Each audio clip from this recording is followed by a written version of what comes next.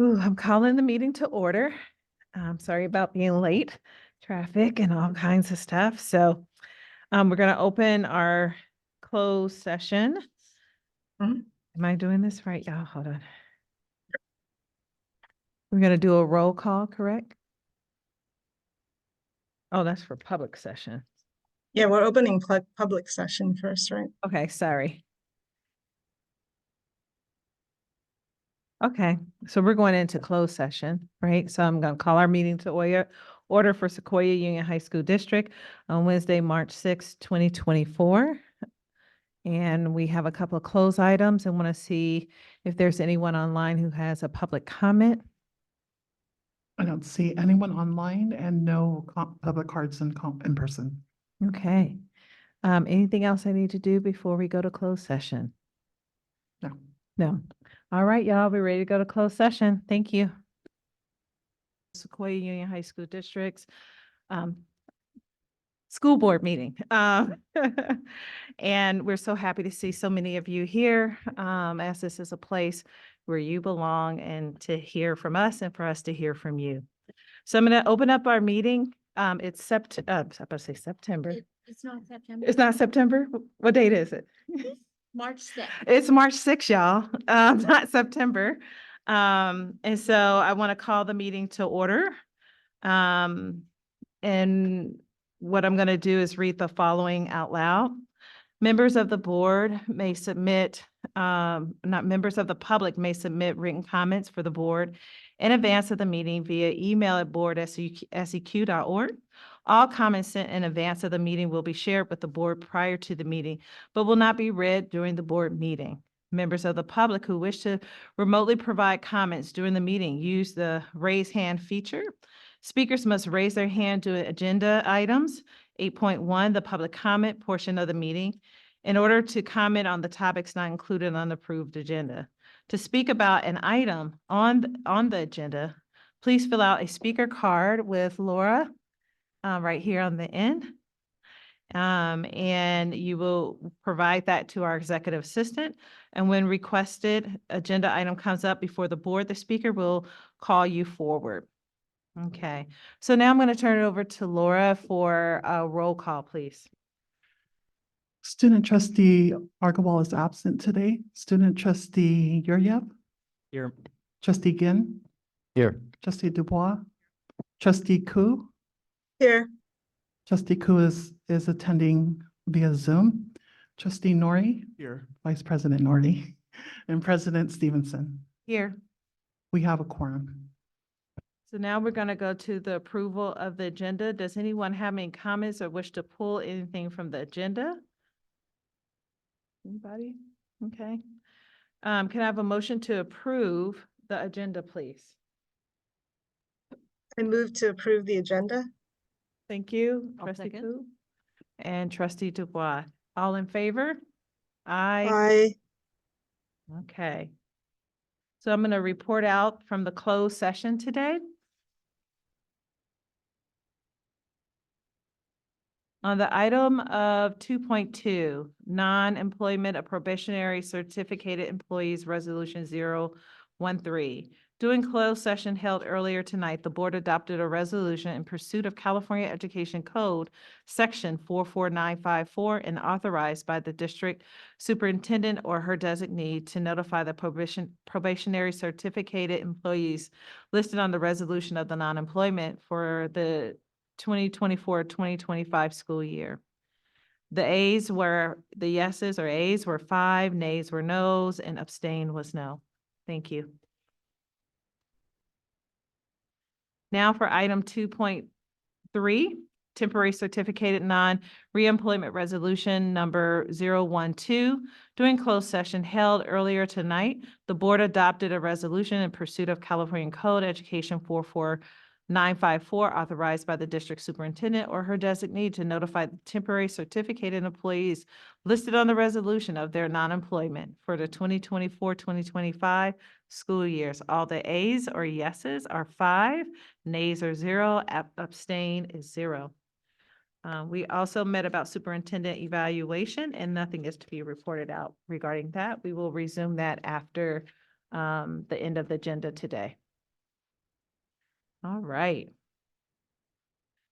Turn it over to Superintendent Leach for special recognitions. Thank you, President Stevenson. So we do have a full audience. Tonight, we would like to recognize staff and students from East Palo Alto Academy. Whoop whoop, go Bulldogs.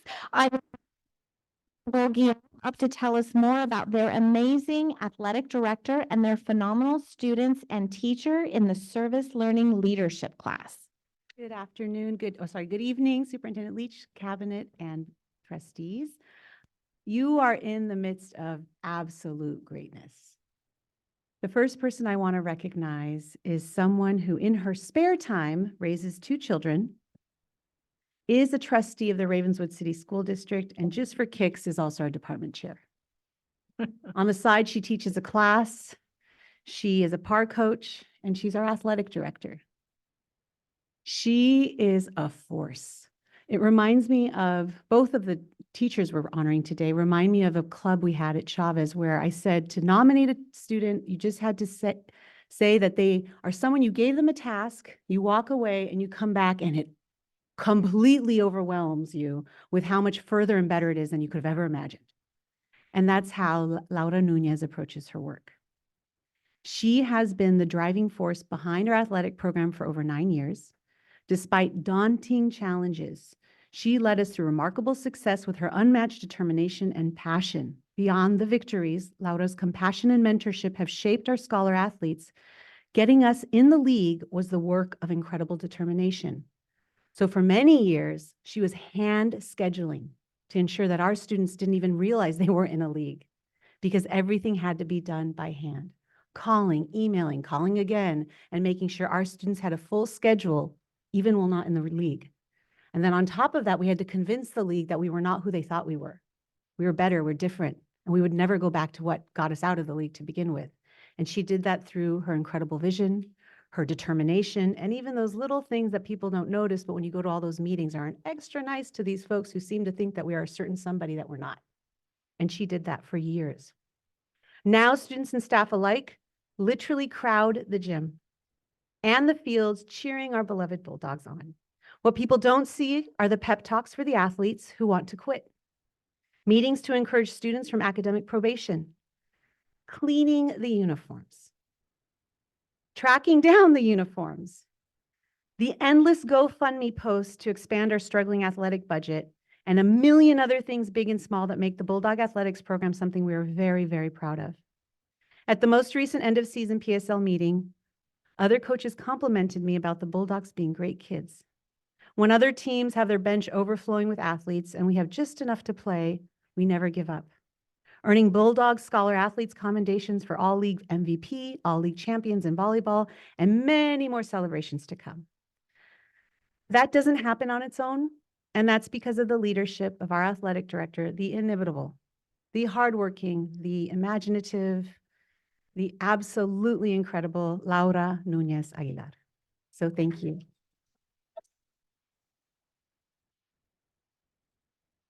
You'll see her beautiful family here with her babies, her husband, her auntie, her brother, her sister.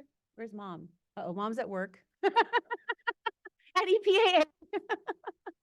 Please come on up. Oh, do we do them all at once? I think Laura's family should get their own time because that would be best. Come on up.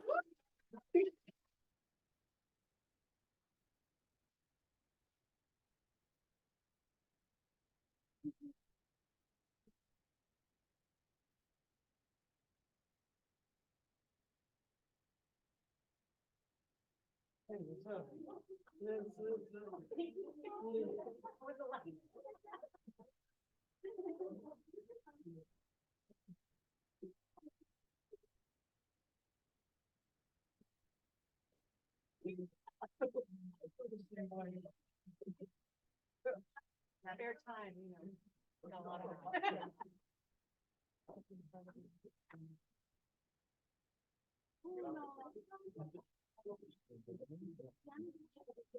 Yeah, we're going, we're going.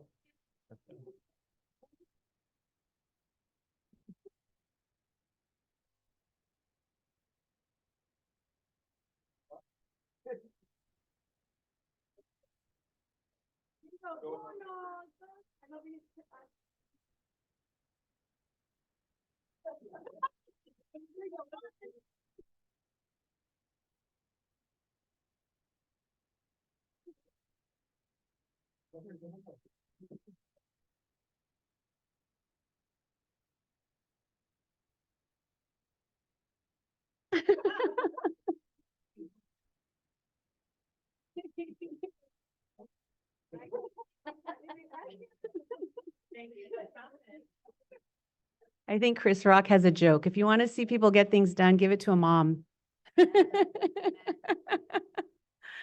Ah, thank you so much to the whole family for coming to support. That's so beautiful. Okay, I have a quiz for those of you here. Raise your hand if you've been to one of the EPAA celebrations, whether it's BSU, AAPI. What would be a word to describe some of those celebrations? Joyful, fun, fabulous, good food. Oh, for the good food, you can thank Viridiana. She brings the parents together to bring the good food. These are the people who make those possible. These are the people who make that possible to the point that, no shade on Mike City, where the mayor of East Palo Alto said, dang, this is better than the one we do for the city. And I say that with such pride. I should start, though, with the person behind it. The Service Learning Leadership class is the brainchild of Mr. Derek Eng, the teacher and leader. For over 9 years ago, Mr. Eng helped author The Bulldog Way, one of the key tools in shaping EPAA as we know it today, where our college students are persisting at a rate of 85%. Unheard of for first-gen BIPOC students. Inspired by The Bulldog Way, Mr. Eng started to design the Summer Bridge program with the help of people like Mr. Wong, who's also here tonight, and others, developing a program that puts at its center our students and their service and their leadership, carrying the Bulldog spirit to its full potential. With the help of his phenomenal students, the Service Learning Leadership class brings moments of incredible joy and pride for our community, celebrations, spirit weeks, dances, pep rallies, and the list goes on. The heart and soul of EPAA is indebted to our Service Learning Leadership students and absolutely its fearless leader, Mr. Eng. Before I end, though, I must say that Mr. Eng, much like Ms. Laura, also dabbles in many other things, but tonight we are here to honor the students who carry out this part of our school, this part of our culture that we are so proud of. So I absolutely want to take a moment to thank the most beautiful people around, because they really take the vision of bringing joy to our community to a whole other level. Montserrat Arzate Hernandez, Andrew Cano Valenzuela, José Carlos Carvajal, Brianna Figueroa Contreras, Alonso Gaitán Gaitán, Sherlyn González Olivo, Alejandra Herrera Zurita, Azaria James, Chris Lozano Bocanegra, Melanie Melendez, not to be outshined by her brother Rafael Melendez, Kevin Pájaro Ronquillo, Maritza Piñón Bustos, Alejandro Ramírez González, Nathaniel Romero Soto, Nicole Nikki Sahun Morales, Same Tuanaholo, Demarion Tuatagaloa, and Sala Tupo. Can we hear for our amazing service learning leadership? And again,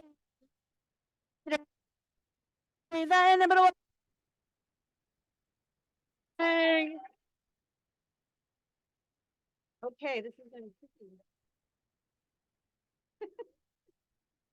Okay.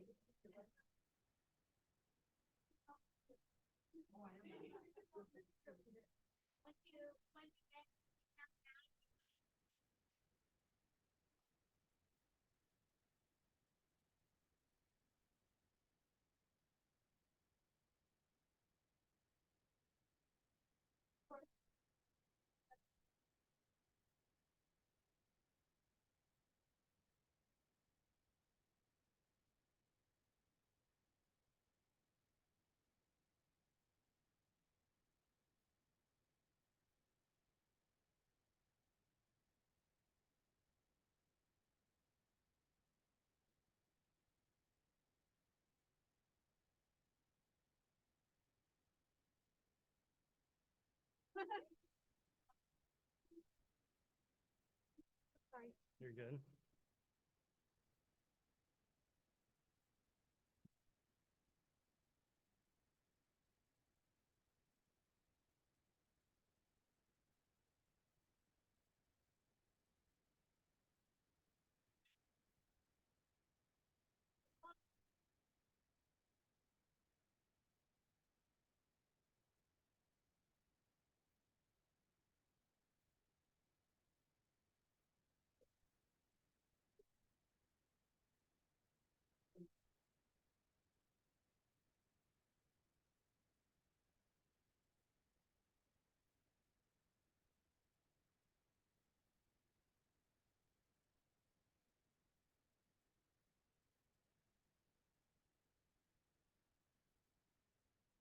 Right.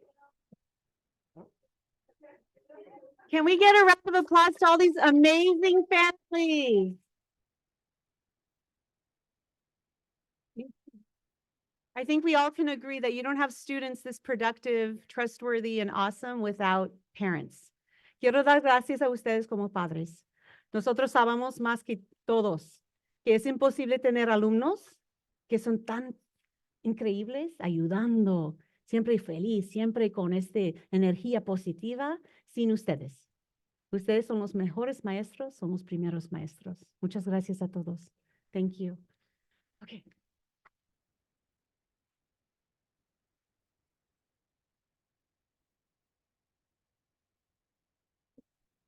All righty. That was fun. This feels like East Palo Alto when we have like 40 folks come out. It just feels like community here. You want to get people? Do y'all want to say anything? Do y'all have any public comments or reflections about, in less than 2 minutes, about your experience? Does anybody want to talk? And habla español, we'll get someone to, I don't speak Spanish, but I'll get someone to translate. Who would that be if they got up there and spoke? Okay. Yes, see? Good evening. So I want to go ahead and say thank you. Can to you say your Ms. name, Gil, please? Miss Soria. I am the mother of Rafael and Melanie Melendez. Good. And I'm a sports mom, soccer mom. Yes. So I want to go ahead and thank Ms. Guillaume, all the teachers, all the parents, and the board for recognizing our kids. It's about time. Our EPA kids get recognized for this. So I want to go ahead and say thank you. And I hope we get more funds too. I hear you. I hear you. Anyone else in the audience? Anyone else? We can probably take a couple more. Thank you so much. Introduce yourself, please. So I'm Laura Nunez, one of the recognizees today, I guess. But I just wanted to say thank you to all the students and to, like, the only reason we can do this job is because we care about you all and you guys motivate us every single day. And then Amika, like, seriously, in the time that you've been at EPAA, it's been wondrous change. And Derek, I won't say it out loud, but you are loved and you are cared for. And thank you for all that you do. And then everything that Amika said about me, yes, it's true, I do a lot, but there's no way that I'd be able to do it without my support system who's here tonight. And so to my family, to my husband, to my, like, there's no way that I could do anything without them helping me at home. So thank you for the undying support all the time. And thank you all for, and I do agree with Miss Soriano, right? Soria, I thought, I was like, it's not Soriano, Miss Soria, that, like, I think in a large district, we often overlook the small schools, but we are mighty and we are awesome and we're here. And if you give us the chance, like, we can show you what we got. And so thank you for continuing to show and invest in us. But we could use some more. But I think these public places where we can celebrate what we do and what we can do and all that we have is amazing. So thank you for that space. Thank you. Okay, thank you. I'm almost gonna close it out. The time is running out. If anyone else would like to talk, one more person. You don't have to, but I'm about to close. Oh, okay. Introduce yourself, please. Hi, my name is Derek Eng. As you heard today, the service learning leadership teacher at East Palo Alto Academy, among a few other things. And I just wanted to take a moment to thank very publicly, most importantly, in front of the families that are here, who quite often don't get to really know just how much of an impact and difference that your children are making in this school. The way that they are not just putting on these very fun, joyous, and prideful events, but the way that they are really touching the hearts and inspiring so many people, including myself. And all the work that I do and all the passion I put into this work is inspired because of you. It's because of the dream that you, that I am able to even believe can be turned into reality. And that's something that couldn't happen without you every day putting in the work, bringing your creativity, bringing your energy, being open to my nagging you to do so many things, and also at the same time just being so patient and gracious. And no matter what the future holds in store for East Palo Alto Academy, as Laura has shared too, we are a mighty school. We are an amazing, resilient, powerful community. And I believe in the future of East Palo Alto Academy. I believe in all of you. I believe in the community, the village that makes the products that we were talking about today really possible. It is not the work of just one person. And so with, whatever changes may come up, as, we've talked about, and as bittersweet as these changes are, I can't wait to see what you bring and what's in store for East Palo Alto Academy, especially with all of the students and the families that make that possible. So thank you. We are now closed. Thank you all so much. Really appreciate all the beautiful folks who are here celebrating your success and your contributions to ensuring that Sequoia Union High School District has some of the best students in it, who can do many things. So thank you all for being here. You can stay for the meeting, participate, or leave, where our feelings will not be hurt.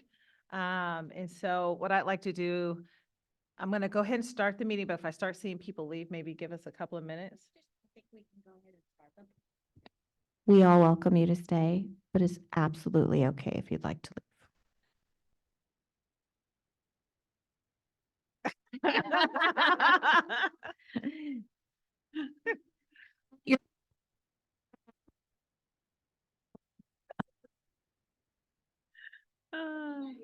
Good night.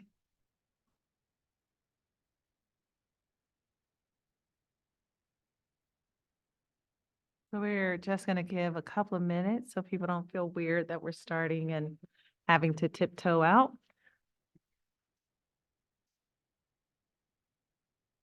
We have our reporter here, our student reporter. So nice to see you. Always lovely to see you. All right. We are gonna get started with our public comments. The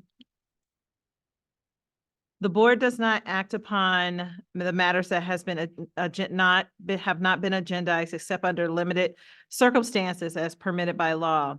It is the policy of the board to refer matters raised in a forum to staff for investigation or action when appropriate. Board policy ordinarily limits the time to be devoted to a single agenda item, a topic, to 10 minutes. Individual speakers are ordinarily limited to 3 minutes. If the board decides to expand the amount of time to allocate it to particular agenda items because many speakers wish to address the item, the board may reduce the time allocated to individual speakers to 2 minutes or to 1 minute as appropriate. In order to permit more speakers to comment, the board will announce the amount of time to be allocated to each speaker before public comments on each particular item, before a particular item begins.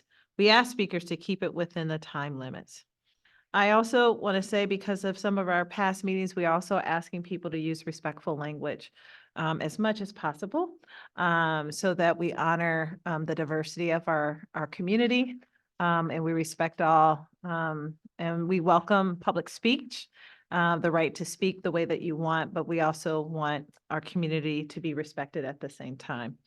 So thank you so much. I'm going to start talking to Laura. Are there any public speaker cards?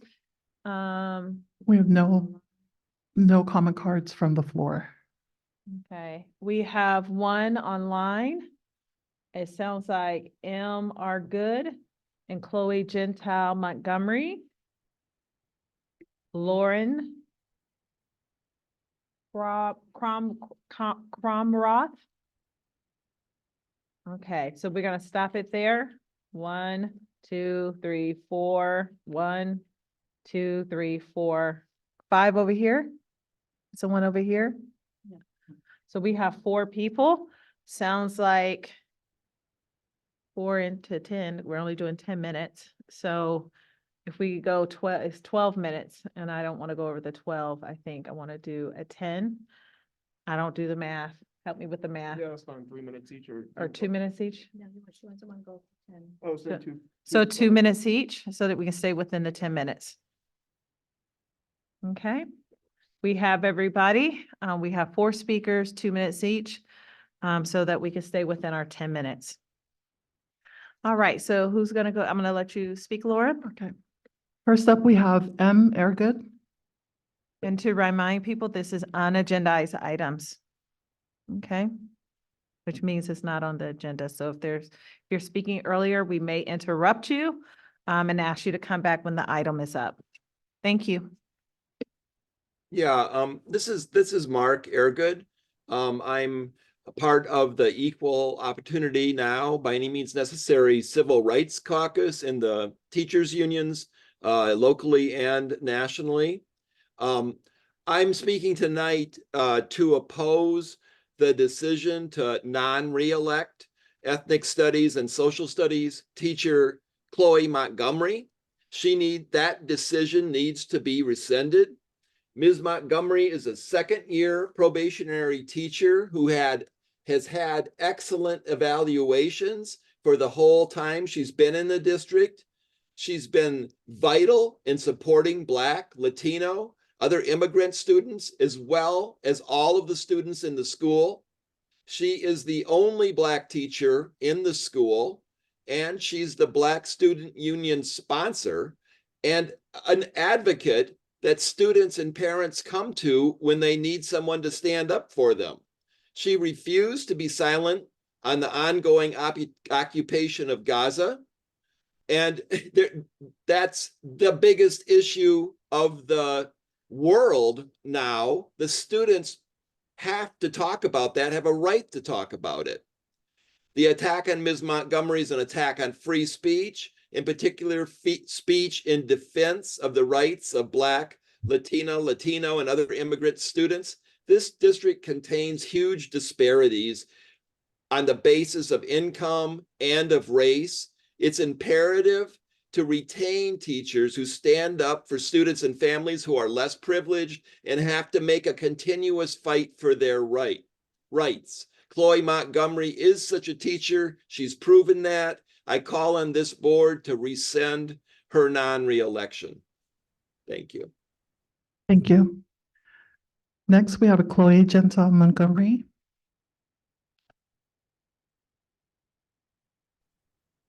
Good evening, Board of Trustees and Superintendent Leach. Chloe, can you speak up a little bit? Yeah, can you hear me now? Yes, I can hear you now. Okay. Good evening, Board of Trustees and Superintendent Leach. I'm calling on the board to better support their teachers. All teachers in our district are living in fear, and we are living in a time of silencing and extreme propaganda against teachers. This board must do more to protect its employees. To be specific, we should not allow board members to be a part of slanderous, inaccurate films against the district and its employees. I also raised the question of how this district plans to recruit and to retain top talent for the next school year when it has repeatedly shown its lack of protection and care for BIPOC educators. I'm also concerned as to how you plan to fill the role of BSU advisor at MA for next year. I want to bring your attention back to LCAP goal number 5, which I've brought up almost every single time that I've spoken in front of this board.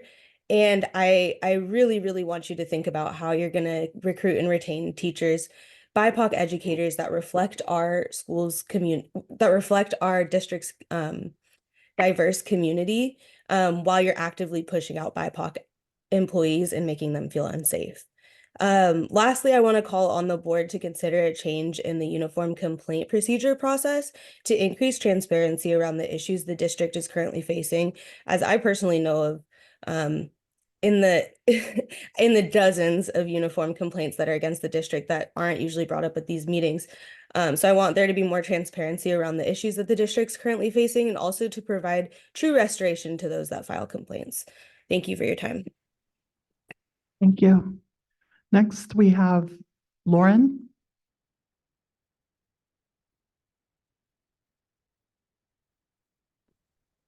Hi.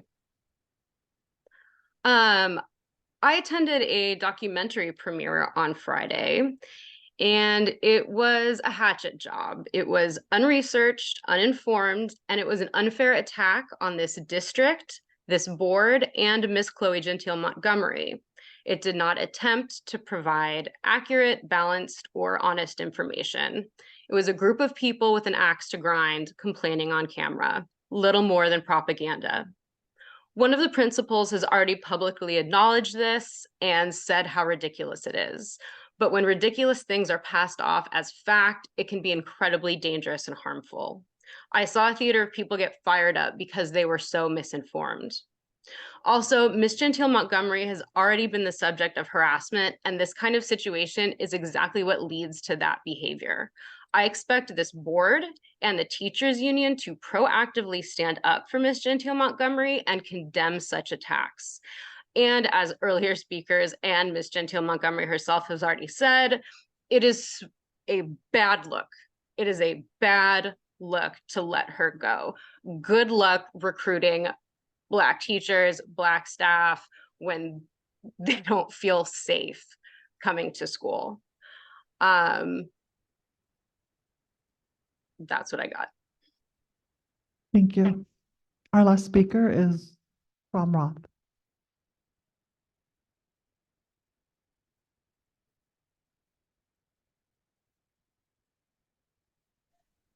Hi, my name is Karen Ramroth. I'm a 17-year veteran of this district, currently at MA. I'd like to speak briefly about the documentary that was shown this weekend, as well as one of my colleagues. The documentary is entitled Killing America. I can assure you that neither detracking nor ethnic studies are designed with this in mind, and it's extremely disheartening and demoralizing as a teacher to see this sentiment circulating in our community. In response to a letter to staff from our principal, the filmmaker released a series of tweets in which he stated, quote, "Any decent and educated person knows that a film trailer is a form of sensational advertising with the purpose of driving people to see the film. The problem with that thinking is that most people do not have the nearly $40 admission fee and or the time to see the rest of the film. So all they will see and hear is that sensationalized trailer. Even more problematically, there are actual real life people that are being smeared, attacked, and generalized by sound bites like those in the trailer and the film. One such person is my colleague, Chloe Montgomery.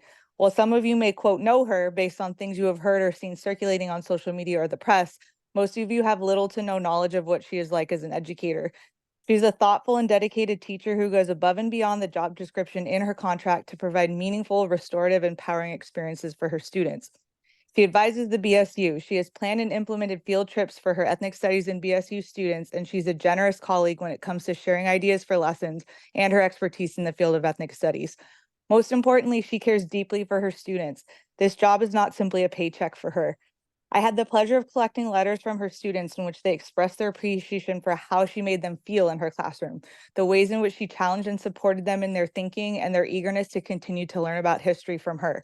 Her students deeply value her, and I deeply value her as a colleague. Teachers are not above reproach, and we are often excited and willing to work in partnership with students, colleagues in the community to improve our craft. But many of the comments made in the film trailer, media, online, and at these board meetings themselves have not been in that spirit, to put it mildly. My bare minimum ask is that the next time you're tempted to engage in criticism of staff, please. Thank you. I'm sorry the time is up. That concludes public comments. Thank you all for your comments and your expressions. The board has noted them. We're going to jump to board trustee correspondence and actually have some. So we have our San Mateo County Office of Education has completed the review of Sequoia Union High School District first interim report for 2023-2024 fiscal year pursuant to Education Code 42130. And on the basis of their review and analysis, the first interim report was approved by their board on December 13th, 2023. And appears to reflect adequately that the financial and budgetary status of the district is consistent with the state's criteria and standards.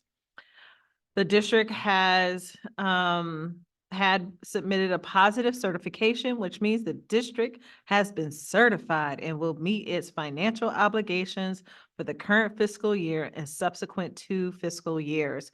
So thank you, Christine Gong, for all your work around making sure we're fiscally sound. That's a good thing. Thank you. Our next one is from David Capina. Yeah, that's right. Canepa, thank you. Supervisor of 5th District of County of San Mateo. And he wrote a letter on February 5th. He said on Tuesday, January 30th, 2024, the San Mateo County Board of Supervisors unanimously passed a resolution to authorize to declare loneliness a public crisis. That's kind of interesting. That he's requesting our school district to also consider adopting. And so we can talk about it at some point. I'm not for sure how we do it in correspondence. We can bring it back on the agenda later. The resolution was passed in light of the recent U.S. Surgeon General's advisory issued by Dr. Vivek Murthy underscored the severity of the issue as 50% of more Americans have reported they are suffering from loneliness and isolation. The opposite of loneliness is belonging. So kind of think of it from a positive perspective, more actionable language. According to Surgeon General, among other older adults, chronic loneliness and social isolation can increase the risk of developing dementia by approximately 50%. And adults who report feeling lonely often are more than twice as likely to develop depression as adults who report rarely or never feeling lonely. Living in isolation reduces our chances of survival and social isolation, increase the risk of premature mortality rate by 29%. Loneliness can have the same impact on health outcomes as smoking 15 cigarettes a day.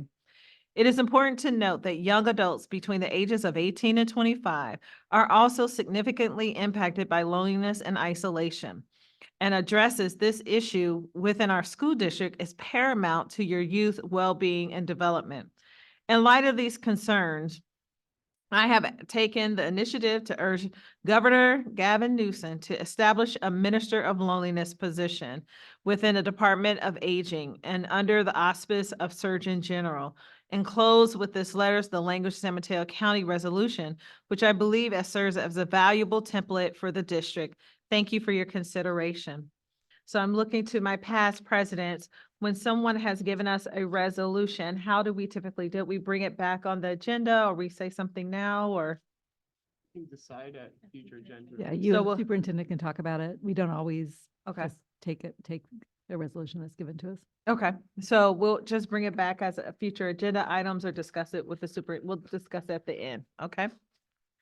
Thank you. All right, and that's the end of board correspondence.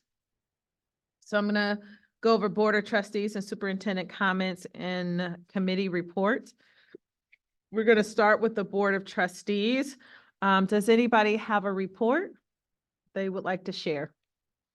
Okay, how about we start, where's Amy at? Okay, Amy, you have a report too, correct? Yes. Okay, so how about we start with Amy online so I don't forget that she's online. Amy, I'm gonna start with you. Okay. It's pretty short.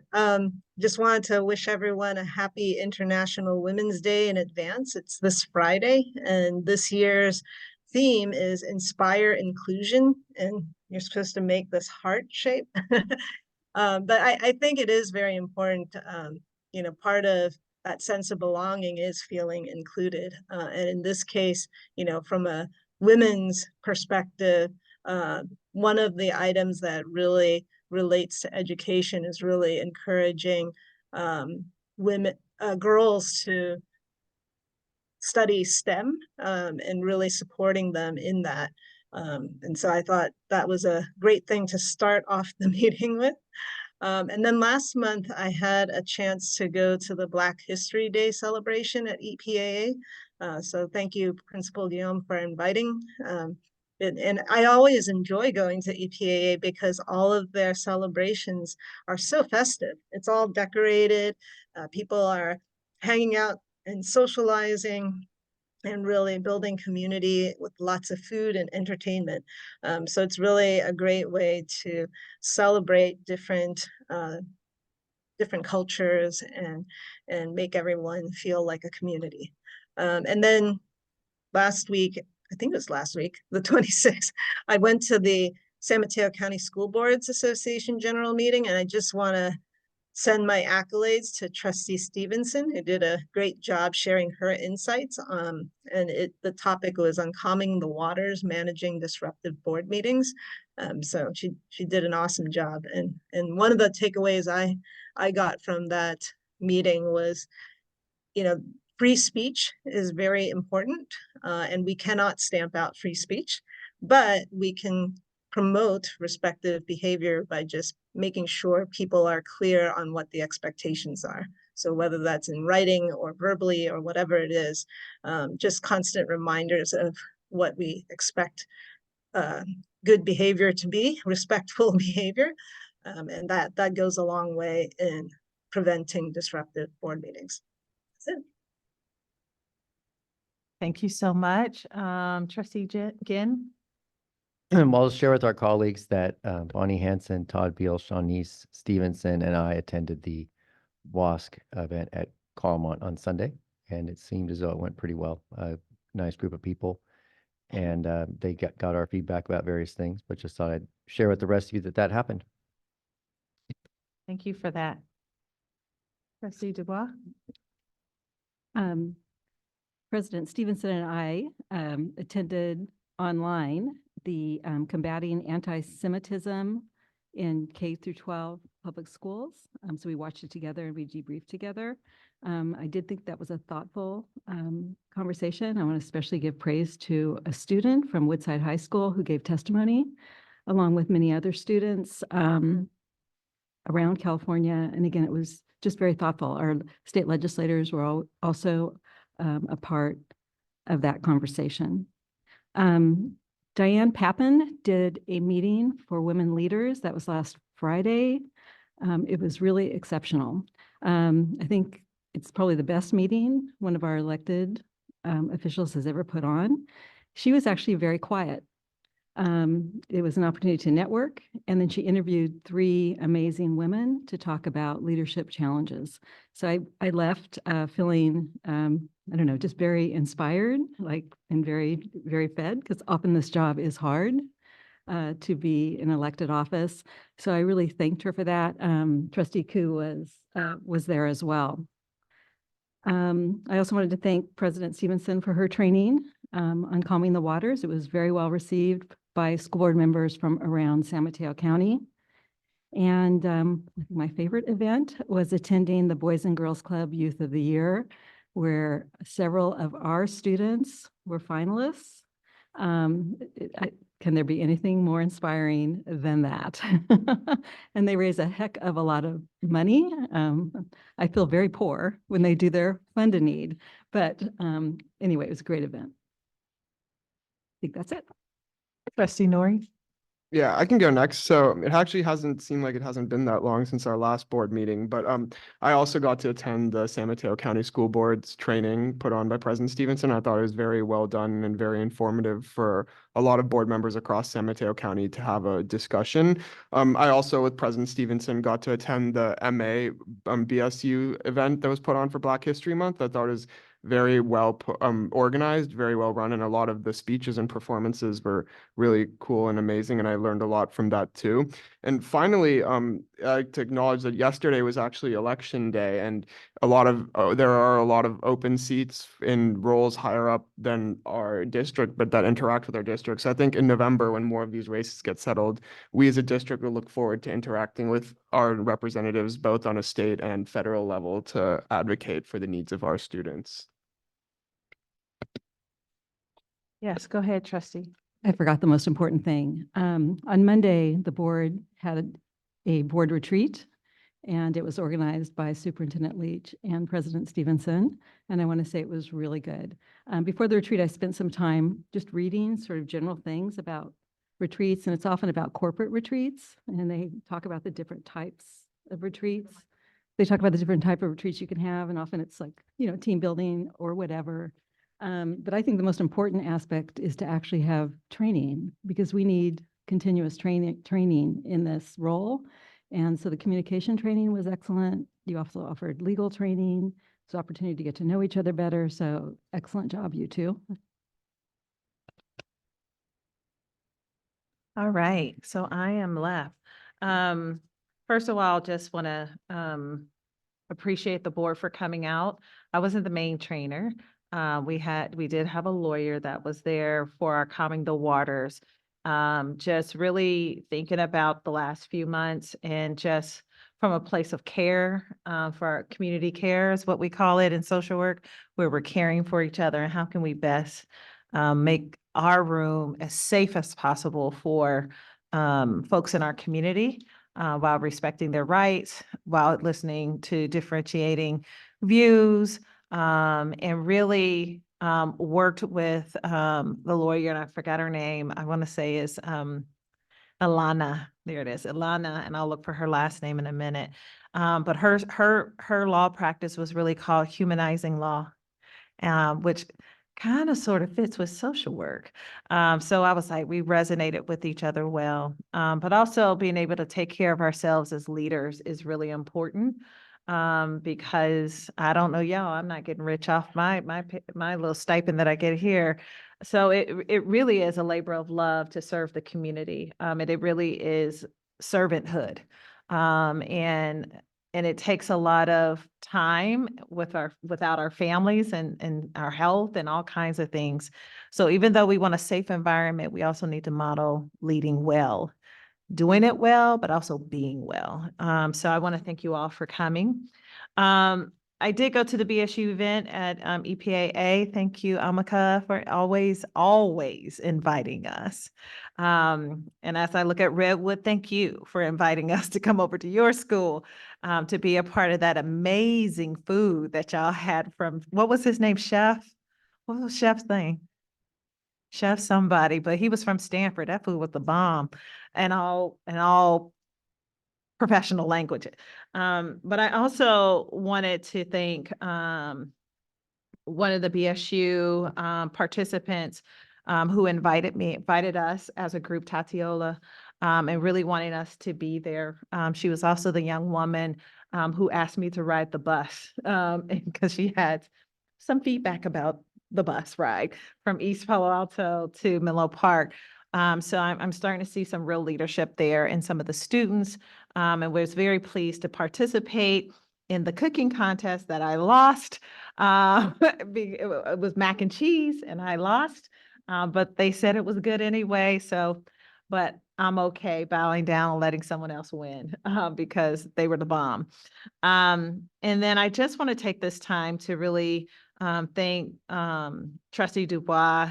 Kind of 7 o'clock at night, we're watching Combating Anti-Semitism Summit. And I think one of the things that I took away from that is how much is happening across the state, not just locally. So that gives me a larger context of what that means. But particularly listening to the students is what probably helped me the most, because we don't often get to hear students talk about it in a way that's helpful, and about their lived experience. And I think that's for all of our students. And I in some organizations, they do have lived experience councils, where people share their experience. I would love to see that for Redwood, a lived experience council or something like that, where people are sharing their experiences so that we can learn from it how to better our system of care, which is education, so that we're really meeting the needs of kids and families, particularly kids, because as an adult, I know that sometimes our kids say things different than their adults. And so sometimes hearing it from the young people is actually pretty powerful.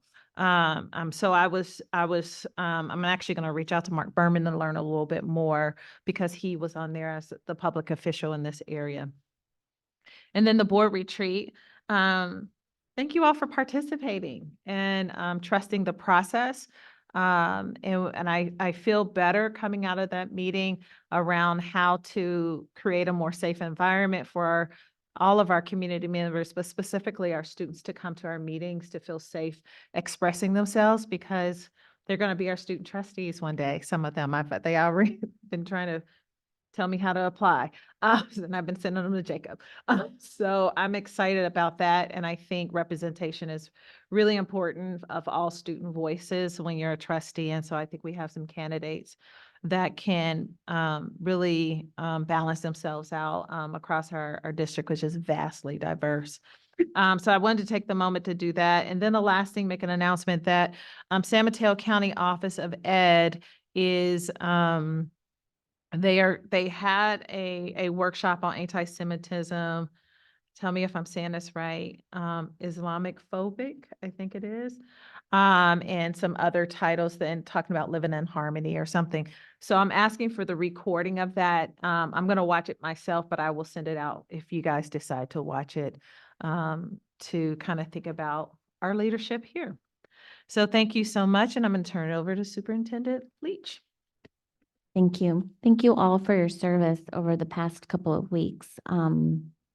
I get to attend many events with you, but the ones that we don't, I always do appreciate hearing your perspective and your experiences.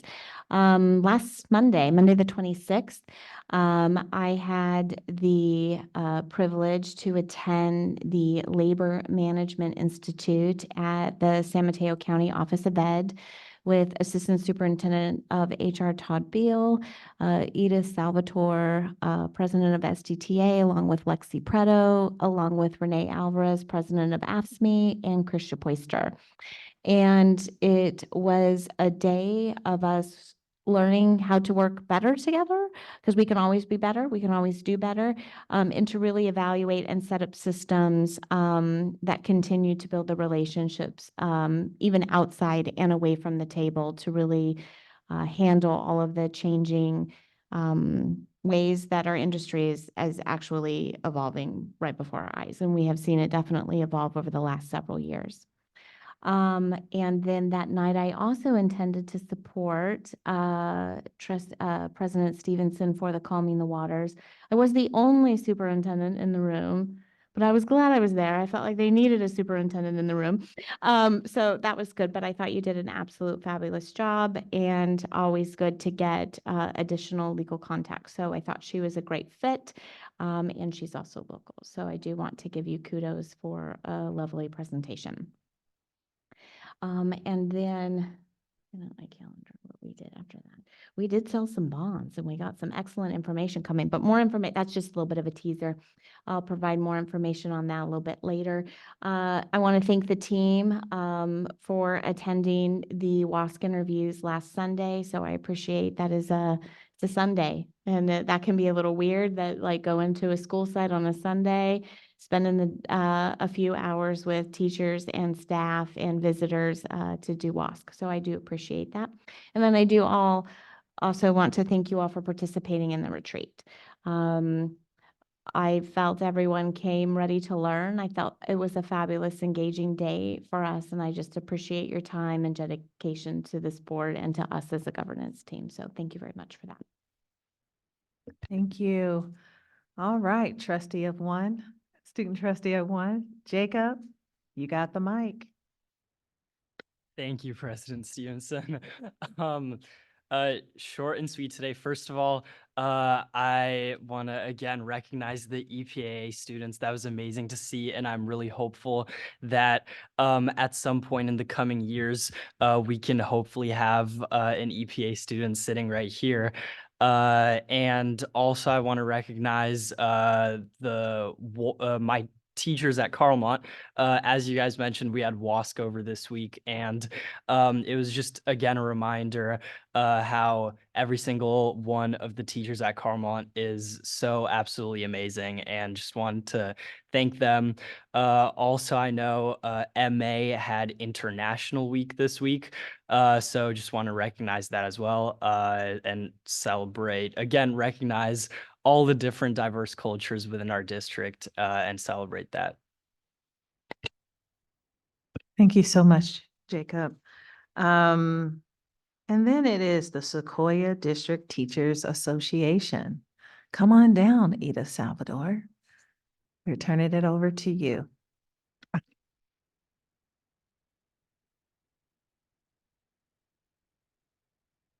Good evening. Well, the superintendent stole my thunder by talking about the Labor Management Initiative. It was my second time attending, and I look forward to being able to work with Crystal and the cabinet more to be a team and continue to work together for what we want to do. I think it would be appropriate to the theme of many of your reports to also share that through the Labor Council, we got an update from the Board of Supervisors that they have unanimously approved and funded a program for a response team for mental and emotional distress within the county. So that there is a target number to call for that, so that it would not be a non-police response. And I know we partner with Star Vista, and Star Vista is involved with that. It was very exciting. I immediately shared it with Assistant Superintendent Chacon and Student Services, and I think it hopefully will be a positive experience in the county, and one that we can look as a district to learn from for how to serve our students when they're in crisis. I also want to address one of the topics that you heard from public comment. A number of our members were very concerned with the, I will use air quotes, documentary that was screened over the weekend, and the light in which at least the trailer placed our district. I only know of one person who has spoken with me who viewed it, but the reaction was not different for that person than it was for the trailer. Our members are concerned. We appreciate the signage outside the meeting tonight, reminding folks that this is a public meeting, and reminding folks that people with agendas will use public comments and public images to support their positions as they may. But when we've been through this as a district before, we've been smeared for the good work we're doing. We've had the work we're doing mischaracterized. And I'm gonna say, like, there's a word for it, but like made small, right? And I don't think that we need to worry about correcting every instance of that. But what I think we do need to do is be more active and more forceful about underlining what it is that our district does well. I'm proud that we have a district that was at the forefront of establishing and embracing ethnic studies. I'm proud that we have a district that is looking at heterogeneous groupings in the 9th grade and setting the stage for all students to have an equal footing in their high school education. I'm proud that we're a district that embraces equitable grading practices and standards-based grading. I'm proud that we have teachers who are willing to stand up for what they believe in. And I'm hopeful that they will, and those who already do, will continue to feel comfortable to continue doing that in our district. We can always be taken out of context. I have no doubt my words tonight can be taken out of context, but we know what we're doing. We know that we're doing best for our students that we can, and that we're always striving to do better. So thank you. Thank you. Comments from the American Federation State County Municipal Employees, ASME. I don't think we have anyone here for that, so thank you. So now we're going to go to the approval of the consent agenda. The board action to approve the following items is taken simultaneously with one motion, which is not debatable and requires a unanimous roll call for passage. The action indication of each item is deemed to have been considered full action taken as worded therein. Only members of the board and the superintendent may remove items from the consent agenda. Members of the public may provide comment at the start of the consent agenda, which may convince board members or the superintendent to remove an item for further discussion. Motion waive the reading of the consent agenda, accepts report, adopt the resolution, and approve other items. Are there any public comments at this time regarding the consent agenda? Does any board member have comments or wish to pull any items from the consent agenda? So we're gonna start with public comment. Any public comments? I have no cards from the floor. No cards on the floor? Any items? Any folks? Okay, no one online with public comments. Does the board have any comments or want to pull any agenda items? Amy, are you okay? I can't see you. I'm You fine. need pulling thing? Okay. So can I get a motion to approve? So moved. Thank you. Second? Second, Great. All in favor? Roll call. I'm sorry. Roll call. Student trustee Yuyev, Yes. trustee Ginn, Yes. trustee Dubois, Yes. trustee Ku, Yes, vice president Nori, yes. president Stevenson. Yes. Motion passed. Okay. Great. So now we have the approval of the agenda report out of special. Sorry, I'm behind on my agenda. Sorry. We did the consent. I'm sorry, where are we? 14, here it is. Thank you. All right, information items. We're now at 14.1 and looking forward to hearing more about the LCAP development update, drafts of goals, actions, and matrix. So I'm going to turn it over to Associate Superintendent Bonnie Hanson. Thank you, members of the board, Superintendent Leach. It's good to see you. I'm going to move through this fairly quickly. We have a number of speakers on this item tonight, and I'm grateful to all of them for being here. I've gotten great questions and comments about this document, and I appreciate the fact that it's clear you have spent time with it before being present this evening. So what is being presented to you tonight is a draft of goals, actions, and metrics for the 24-25 LCAP. We are at the end of a 3-year local control accountability plan cycle this year, and so it starts anew this coming fall. One of the things that we've done in the last month that you will see when we approve the LCAP is we've done the reflection on how the goals that we set for the LCAP in the past 3 years have panned out. That was done before we put in place these goals, actions, and metrics, because the idea is that they should inform going forward what we are and are not going to do next. So you have seen this document before. It is the LCAP timeline, and it gives you a look at all of the ways and places that we have and will continue to get input on the LCAP. Much of it has been done in conjunction with the strategic plan because we wanted to avoid asking the same groups of people two separate sets of questions and giving input on two separate sets of meetings, surveys, et cetera. They also serve to address many of the same goals. So you can see on a lot of these that they say strategic plan / LCAP board discussion. Every time that an item is highlighted in light green, it is a time that it's come to the board for your information and input on the process. It's come several times already, and it will come several times after tonight. So in between now And the next time you see the proposed goals, actions, and metrics, it will go through a bunch of our internal in particular, but not exclusively, community groups. The first group looked at it actually last night just because of timing before you, and that was our Equity and Diversity Council. And you'll see that it's going to go through a lot of groups, everyone from subject area councils, SDTA, AFSCME, to our parent and student advisory councils. And then it will come back to you again on April 24th for you to take a look at the final draft of what we are proposing.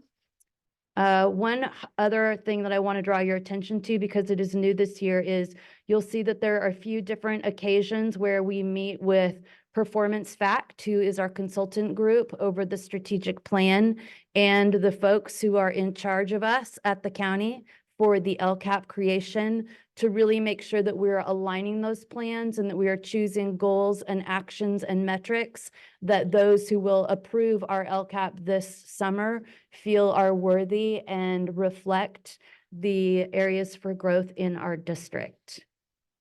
So moving right along, I am going to welcome up to the podium at this time for slide 3, Lily Quinonez and Janelle Bugarini, who've done a really nice job of getting out the survey for our EL families. I had a board member send me a question over the weekend asking, why is the percent of EL families compared to the number of students we have who are EL so high in survey participation? And I gave them 2 names as a response. So they will present on what they've done for that great work to transpire. And then Arthur, I won't come back up. You can come and talk about the overarching beautiful work that you've been doing.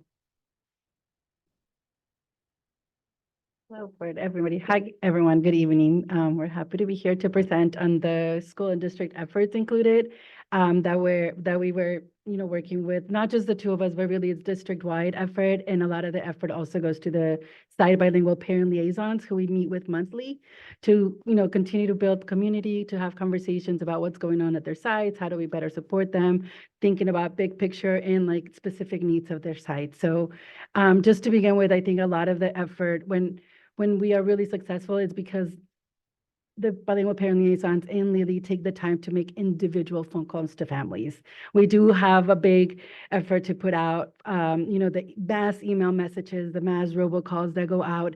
But once you have an individual that you're connected to, that you know that's reaching out to you, that you know that you can call back and will answer the phone when you need something, that's when we start to see results with our family. So a lot of that effort happens when we take the time to make individual phone calls, make conversations, and like really sometimes even walk question by question with families to complete the survey. So one of those things, in addition to meeting with the bilingual parent liaisons to update them on the new version of the survey this year, it was really helpful that we didn't have to walk them through like all kinds of different forms to make sure they can find the unique access code for each of the families to then be able to go to the link, enter the unique access code, and then have to get help with the individual survey. So rather this year, it was much easier because it was a universal access, and it was a lot easier to be able to say, here's the survey, please let's work on it together. We held a cafecito. We had coffee and pastries here for families. Lily really took a lot of time to call individual families and just do a lot of phone calls, and we had a great turnout. The families came here and we worked with them. We also had parent volunteers. Parents want, kind of get the system and build that community with us. They're always happy to help. So Lily, in addition to like getting the families to come, gets families to help, to volunteer to help other families. So we're all helping each other. And so we had a great time doing cafecito time here, set up like 15, 20 computers as families came in, had their coffee, their pastry, and were able to get help to complete the survey. So I think that yielded a lot of results. In addition, the parent liaisons have supporting their families at their ELAC meeting, at their school site council, whenever their parents came together, also taking that individual time for them to work with their families. Hello, everyone. Yes, I feel like one of the things that also made it really easier for me or for us, it was collaborating with Arthur. I think it was pretty good because creating the QR code. You was said who really you easy. collaborated with, because you said them and the audience can't hear you. I don't know how to pronounce your last Arthur. name. She said Arthur. Last name? It it was pretty good because creating the QR code was super, super key for the families because that gave us more easy access to send it through a text message. So the families right away will be able to do it. Or when they were here with us doing the cafecito, it was also, they had the choice to do it at the computer or use their phones. So thanks to that, to you and everyone who collaborated and thought about that idea, that was perfect. Families gave us a really good feedback about this year, the survey was easier to understand. So I feel like also the parents getting to know that this is something that we're gonna do every year or often, I think they feel more comfortable participating. What else? No, I just want to add that this year also we had parents who we had worked with in that we've worked with in previous years. So they know the process. They were more familiar with, oh, this is why this is helpful. This is what this information is informing. And so they were also more willing to participate because they know this information goes to inform the LCAP, goes to back to you all. And so that was like, we didn't have to work so hard in convincing them to complete it and the why they needed to complete it. I'll pass it over to Arthur. Okay, thanks a lot to Lily and Janelle for that. I really appreciate you both as well. This is really excellent work with our Spanish-speaking communities, and I'm grateful to be a part of that as well. As for overall, for the survey outreach, we had graphics with links and QR codes posted regularly on our social media accounts. We had a last-ditch 3-day campaign at the end of the survey window, originally before it got extended to March 15th now. Just highlighting, this is what's in the survey, please get out and fill it out. We had the survey and community forum flyers, posters, cards printed out, distributed at the district office and at school sites throughout the process. We've got the survey right now on our still front and center on the website down here in the last bottom image on this slide. And it's on seq.org/strategic plan. Where everything that relates to the strategic plan is housed. We sent several communications from the district to all district parents and staff about the survey via email, text message, which you'll see the numbers haven't been updated since we sent the text message, but we've got a really great response to that. We had our newsletter sent out yesterday for the month as well, and that also encouraged some more responses to the survey. Highlighted it in the February and March newsletters, like I mentioned. We had a promotional video. Crystal did the video in English. I did the video in Spanish in the February newsletter. And then we also, and I'm grateful to have been a part of this as well, promoted the strategic plan survey at community events. We had the Sequoia Adult School Community Advisory Meeting and the Redwood Shores Community Association. Of course, we would have loved to do more and still can do more. There's still some PTSA meetings going on in the coming days. And some other events that we can be present at as we try to get a little bit more in terms of participation before the window closes on the 15th. But that was really great, and I want to thank Trustee Koo for inviting Superintendent Leach, myself, and Principal Buckland Murray of Carlmont to the Redwood Shores Community Association. We're, of course, more than welcome to head out to any other community event and try to table at those and try to get more responses for the survey or for anything else that we're trying to do in the future. And I think that's a great way to go about it. And this is really just the tip of the iceberg. We've learned a lot about what the outreach should look like in the future. I certainly learned a lot of lessons and certainly more that we can do. But in the meantime, I think we've put together a pretty comprehensive outreach effort for this strategic plan survey. And I'll turn it back over to Associate Superintendent Hanson. Thank you all sincerely.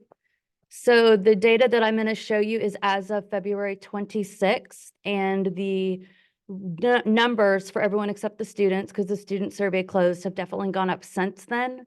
I forgot to give words of thanks to Carrie and Shawnice, who were the board members who served on the committee that looked at the survey questioned and it was Amy Koo. I'm sorry, Amy. And redesigned them this year. We have gotten a lot of positive feedback about it being a better survey than it's been in the past. As of today, we are at over 900 responses from parents, guardians. So the push that Arthur's been making, the additional push in the last week is really paying off. But you can see our numbers as of the 26th here. And then this is interesting. This is also as of February 26th. These are response rates for a few of our student parent groups. And the middle column is the response rate of parents from that group.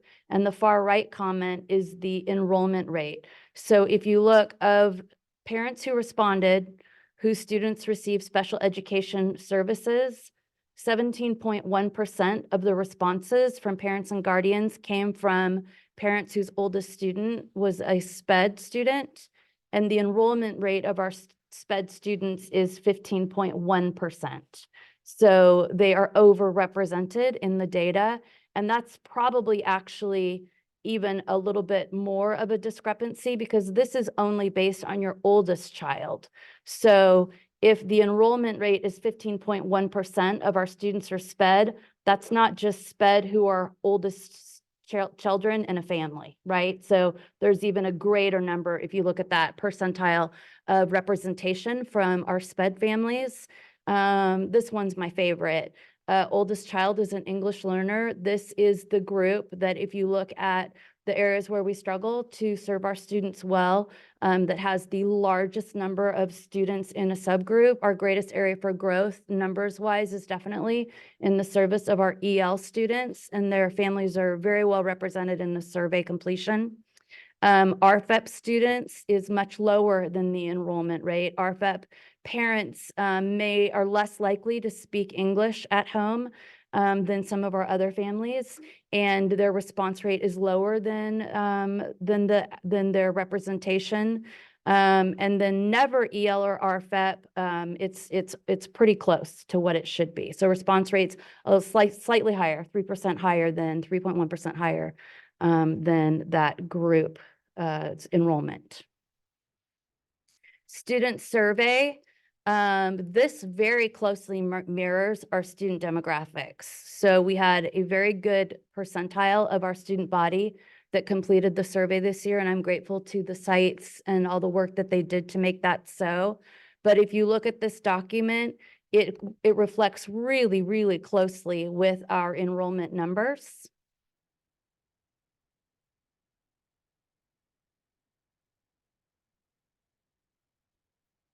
And then when you look at the survey results, the greatest strength that came across in our district actually came across as a panorama chunk. So traditionally we take what was the question where students scored us lowest and what was the question on which they scored us highest. But because this was a chunk and Panorama presented it as a chunk, that's the way I'm giving you these results. So for an overall average, the strongest area for us, according to our students, is supportive relationships. And if you look at the 3 individual questions that make up those results, 93% of the students who responded to the survey said they had a family member or other adult outside of school that they can count on to help them. 91% said they have a friend from school who they can count on to help them. And 82% said they had a teacher or other adult from school who they could count on to help them. So those are really encouraging results. And I even think they're in the order we'd like to see them in. You know, if you look statistically at who makes it and who doesn't, it's that consistent family member or adult in your life over the years that proves to be what makes students stay the most resilient. So that was our happiest news. And then those results did vary differently in some areas from the student percentiles. So not so much under SPED. Students who were not SPED were 3% more likely to respond favorably to the questions about supportive relationships. Say that again, Bonnie, please. You were 3% more likely to respond favorably around the questions about supportive relationships, to say, yeah, I have supportive relationships. if you were not a SPED student than if you were. So in other words, 86% of SPED students said, yes, I feel I have supportive relationships. 89% of non-SPED students said, yes, I feel I have supportive relationships. Then if you look down at our ethnic groups, you will see that Asian Pacific Islander and Caucasian and multiracial and Pacific Hawaiian or other Pacific Islander all scored in the 90s. And then the groups that scored in the 80s are also listed. The group that came in the lowest is our Native American students. They also came in the lowest favorable responses on our greatest area for growth. I do want to note, I absolutely think that that data matters, but it was 6,330 students who completed the survey. Of that number, 37 of them were Native American. So there are 64 Native American students enrolled in our school district. 37 of them completed the survey. So this is the response from 37 students in our district who make up part of that subgroup. So close to a third of it. African American students, I also want to point out that they had a low score, and I really think that matters, especially when we look at the results on the state dashboard for our African American students, but they as well are a lower mass number making up that percentile, so their individual responses count for more than they do in some of our other groups. We have 178 African American students, and 106 of them completed this survey. So this is a percentile that represents the opinion of 106 students. And so then if you look at grade level, I thought this was good news that kids feel more and more like they have supportive relationships the longer they spend in our district. And then I thought this was not good news. If you were free or reduced lunch, you were significantly less likely to feel like you had supportive relationships in school. Greatest area for growth, and this was a new one for us this year. It's been engaging students for a long time. Good news, that's not the lowest, it's gone up. But workload stress is now the area where students said that we have the greatest area for growth. 42% of students said workload stress almost always or frequently impacts their ability to complete assignments. 36% said it sometimes did. Only 22% said it almost never or only once in a while did. The breakdown on SPED and not SPED, you were only 1% more likely to feel all right about your workload if you were not SPED. So in other words, if you're a SPED student, you were 1% more likely to feel stress over your workload. So that's a pretty even split between those two groups. And then if you look at the next side, if you look at ethnicity, Native Americans students far outscored any other group on this survey. Again, that's 37 students. So it definitely matters. But that is the number of students represented by that 41%.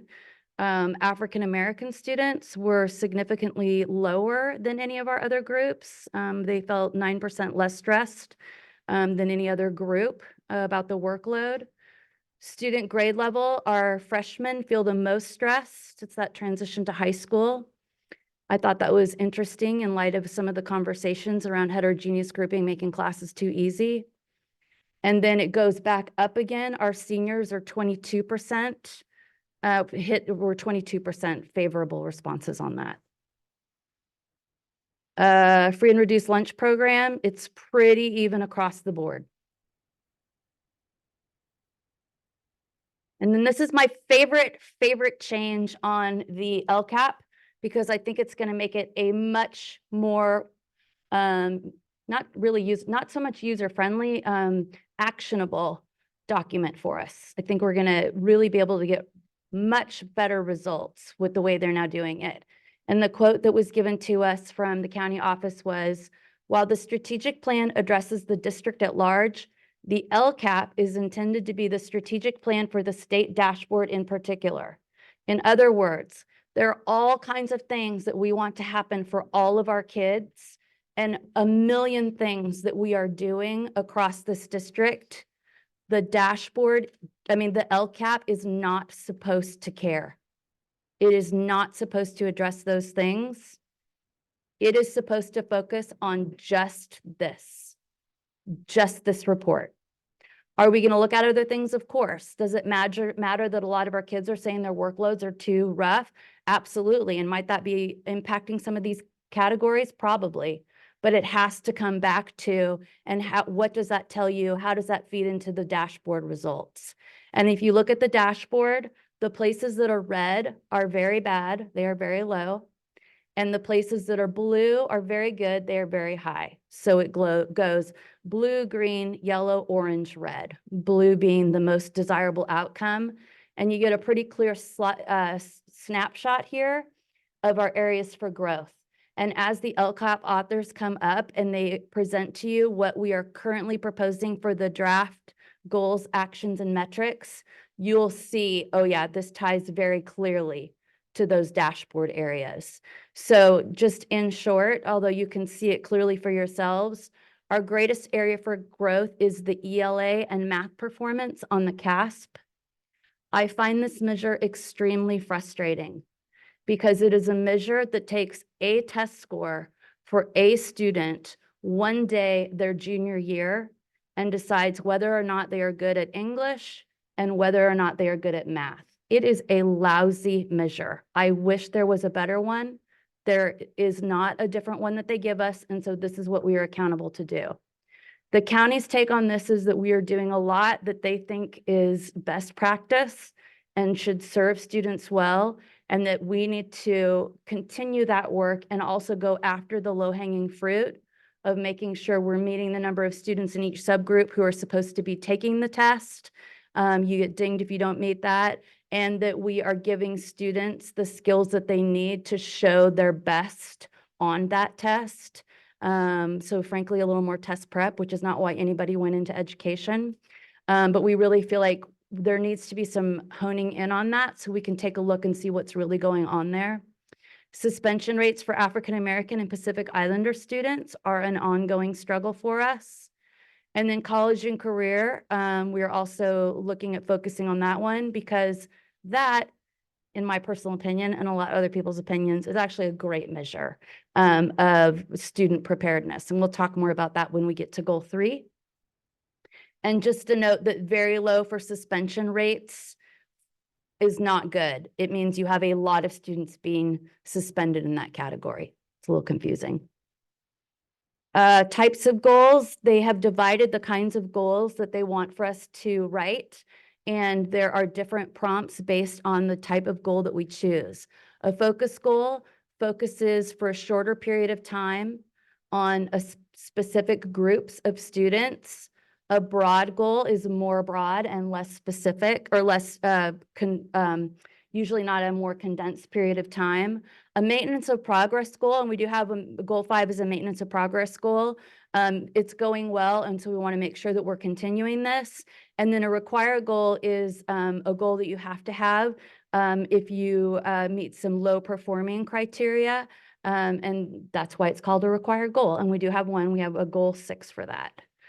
So without further ado, I'm going to call up the authors of Goal 1. Student Services, it's all you.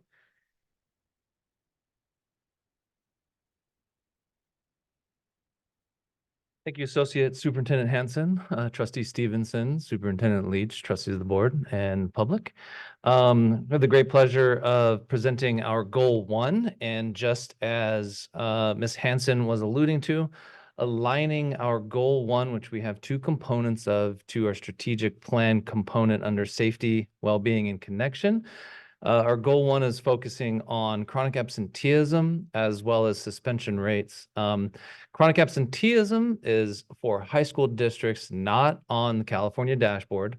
However, that is still data that is collected by the state for all students. And so we have that data. If you recall our presentations on the current iteration of the LCAP, we have a focus on chronic absenteeism. that we added midstream, which seems like we were just here talking about the awesome work of our bilingual community liaisons. So without further ado, the first component of goal 1, as I just noted, chronic absenteeism. We are focusing on those absenteeism rates, and we will work towards decreasing those rates for our English learner students, which we are hoping to do so through improving from our community liaisons, our tiered interventions, which we are listing here as our foundational targeted and intensive support. That's our tier 1, tier 2, and tier 3. So we're kind of breaking this up a little bit. I'll show our actions, as I just noted, with our bilingual community liaisons under number 1, addressing chronic absenteeism rates by expanding those targeted supports across all tiers. That's a more focused, because this is a focus goal, more focused target group with our English learners. And our metric for our absenteeism is going to be the chronic absenteeism rate for our English learners, as well as the data that we are currently in the process of collecting and will continue to collect for our attendance meetings with our students and families. And those attendance meetings will span through truancy notifications at the first level, the second level through additional truancy and or excessive excused absence notifications through our school attendance review team meetings, otherwise known as SART meetings, our school-based intervention team meetings, as well as our district school attendance review board hearings, otherwise known as our SARB hearings. So we will have 3 additional data points captured for those meetings, specifically for English learners, as we work to improve and reduce the chronic absenteeism rates. I'm going to turn it over to our MTSS coordinator, Shana Karashima. Good evening, Superintendent Leach and trustees. So I have the second part of goal 1, that we will be reducing our suspension rates for our African-American student groups and Pacific Islander student groups. And by, that doesn't happen by magic, but looking at engagement and connection within the educational program that students are within. So again, like Jarrett was saying, connecting with our strategic plan, looking at safety, well-being, connection. It's a very complex reasoning for suspension and for dissecting kind of and looking at behavioral trends and what causes behaviors to occur. And so we will be doing that deep root analysis on those behaviors and those rates. And you hear probably a lot of times PBIS, but PBIS is really just looking at a breakdown of when behaviors occur, why they occur, what is reinforcing behaviors to occur. Is it part of the system? Is it part of the experience? Get a better understanding of it. So that leads to the goal 1 actions. Number 2 there, aligning our behavioral interventions with restorative practices. And so it's a very simple kind of way of stating that, but that is very complex. So looking at reasons for behaviors, when behaviors occur, what are supporting factors in the environment, and what are supporting factors within instructional practice or responses to behaviors that reinforce that to occur. So getting a better understanding of that and why we are disproportionate with those student groups, because that is not what we want. And then number 3, using student voice activities with our target student groups to help us identify those strategies that help to improve belonging. So belonging is a very loaded concept. So if you look at the CASEL core competencies, there's a lot that goes within having a sense of belonging. And so digging into that very clearly with the activities of connecting with our students.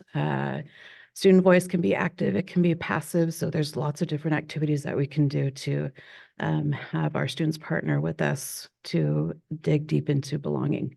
And so our goal 1 metrics in those areas, suspension rates for our African-American student group and our Pacific Islander student group, and our social emotional learning student survey reports for belonging that we're currently tracking with our surveys.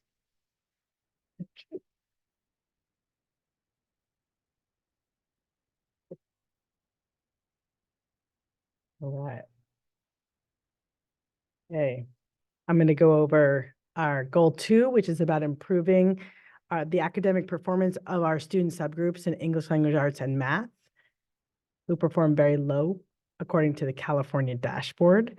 And this is in alignment with our strategic plan, focusing on helping our students achieve academic growth and mastery for all by receiving an equitable access to high quality curriculum and supports, and looking at continuous growth and mastery of rigorous academic standards and targets.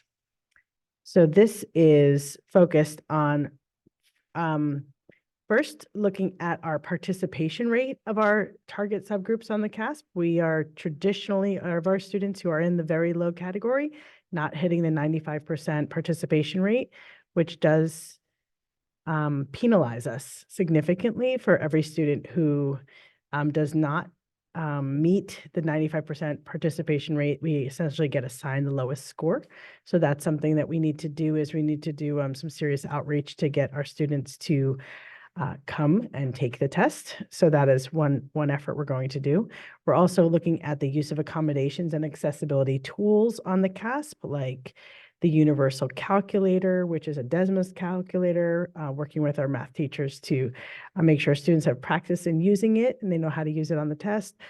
Other accessibility tools that are available, like text to speech, where students can hear the items is another option that we could look at. So we're in the process of identifying whether or not if particular accessibility tools are supportive for students.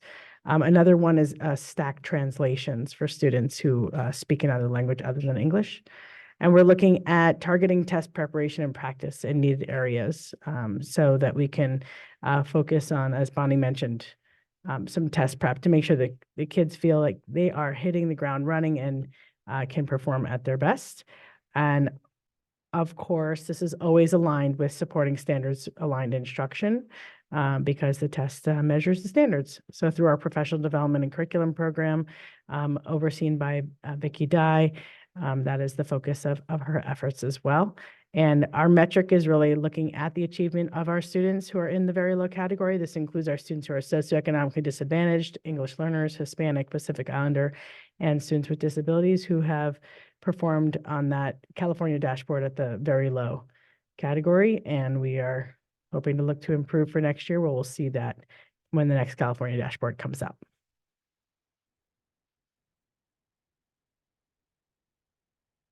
Good evening. I'm Tiffany Burkle. I'm the CTE coordinator, and I'm going to talk about Goal 3.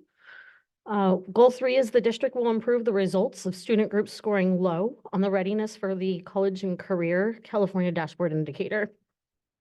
In alignment with the strategic plan, our students graduate from high school empowered with the mindset, knowledge, and skills for success in career, college, and post-secondary transition of their choice. This chart is just an overview for reference of the many different paths students can take to demonstrate that they are prepared on the college and career indicator on the dashboard. With that in mind, our goal 3 actions is to gather trend data on which courses students are not receiving a C or better, courses they're enrolled in, what school they're at, and their attendance.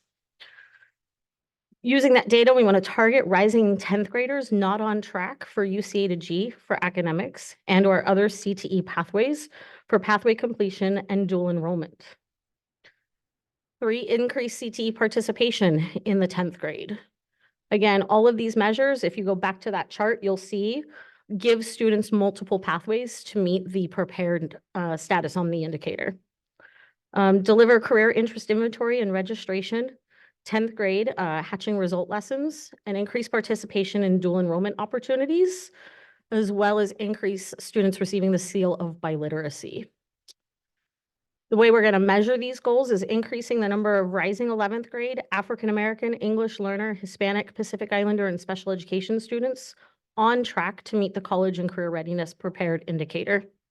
And increase the number of rising 12th grade, African American, English learner, Hispanic, Pacific Islander, and special education students on track to meet the college and career readiness prepared indicator.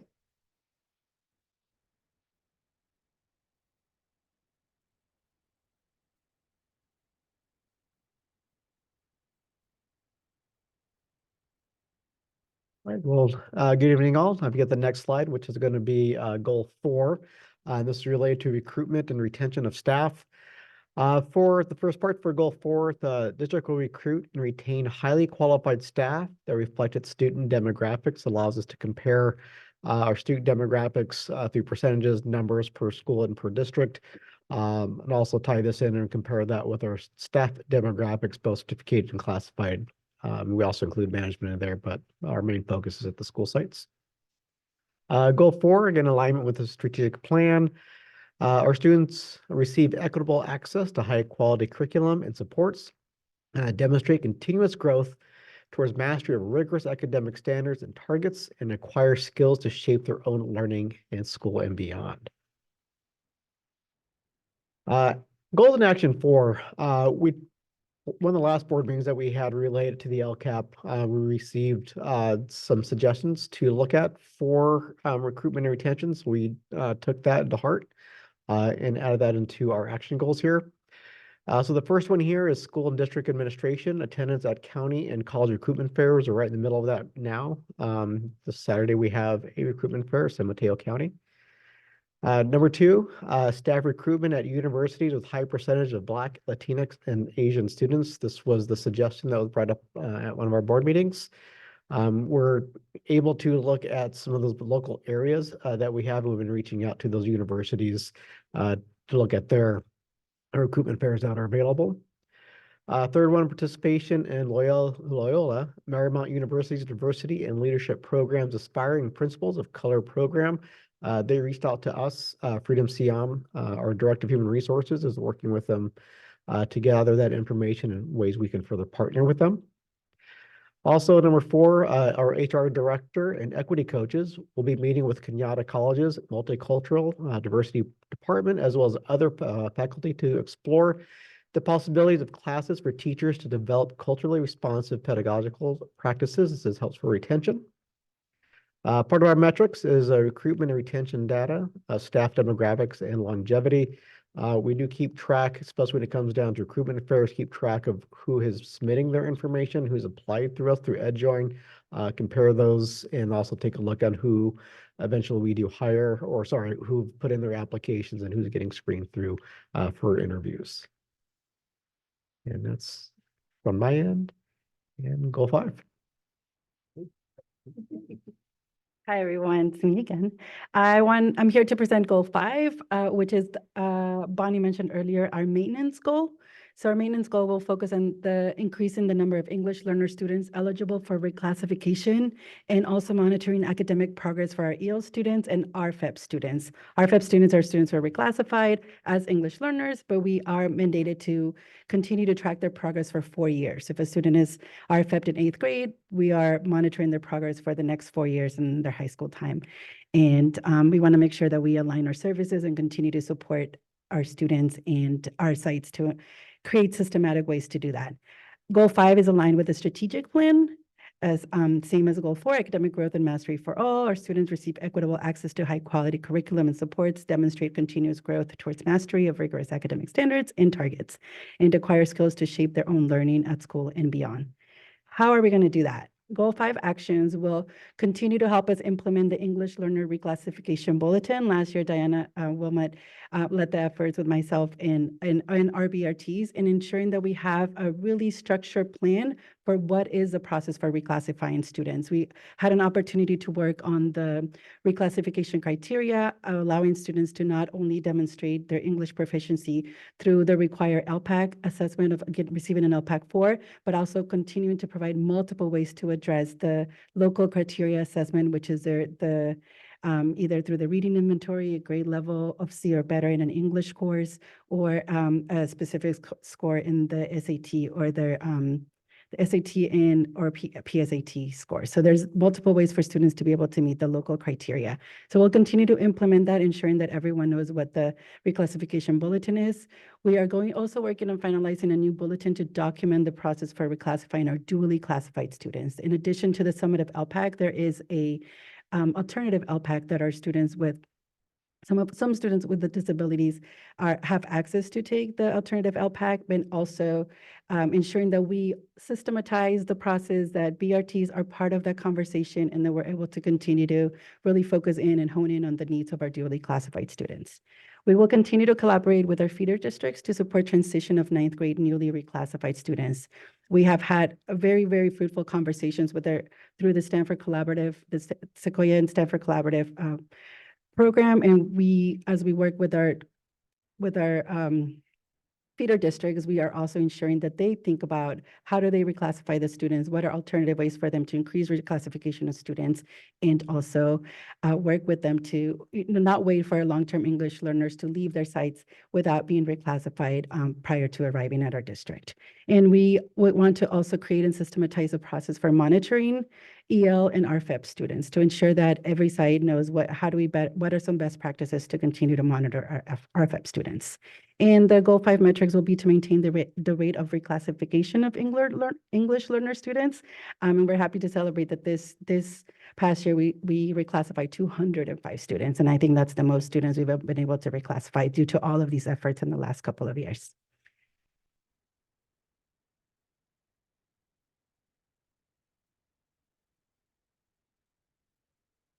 Hi. So the reason that Redwood has 2 goals is because it's tied to funding sources. And so we get supplemental funds. Stephanie, can you speak up just a little bit or in the Yes. microphone? So we receive supplemental funds to support Redwood. The first one we've had for quite a while, and that's graduation rate.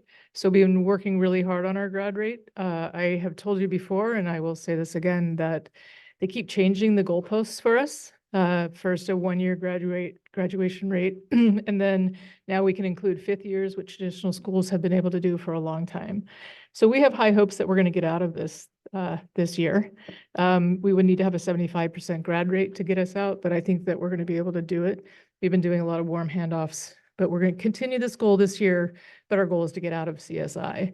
And that's why we have this graduation rate goal. And then the new goal that we have is tied to funding that I don't know that you know much about yet, because I don't know much about it yet. It's called equity multiplier funding, and it's based on your stability rate. And that means that students have been at school in your school for 245 days. And then there's a whole bunch of other criteria, but it's a fairly significant fund.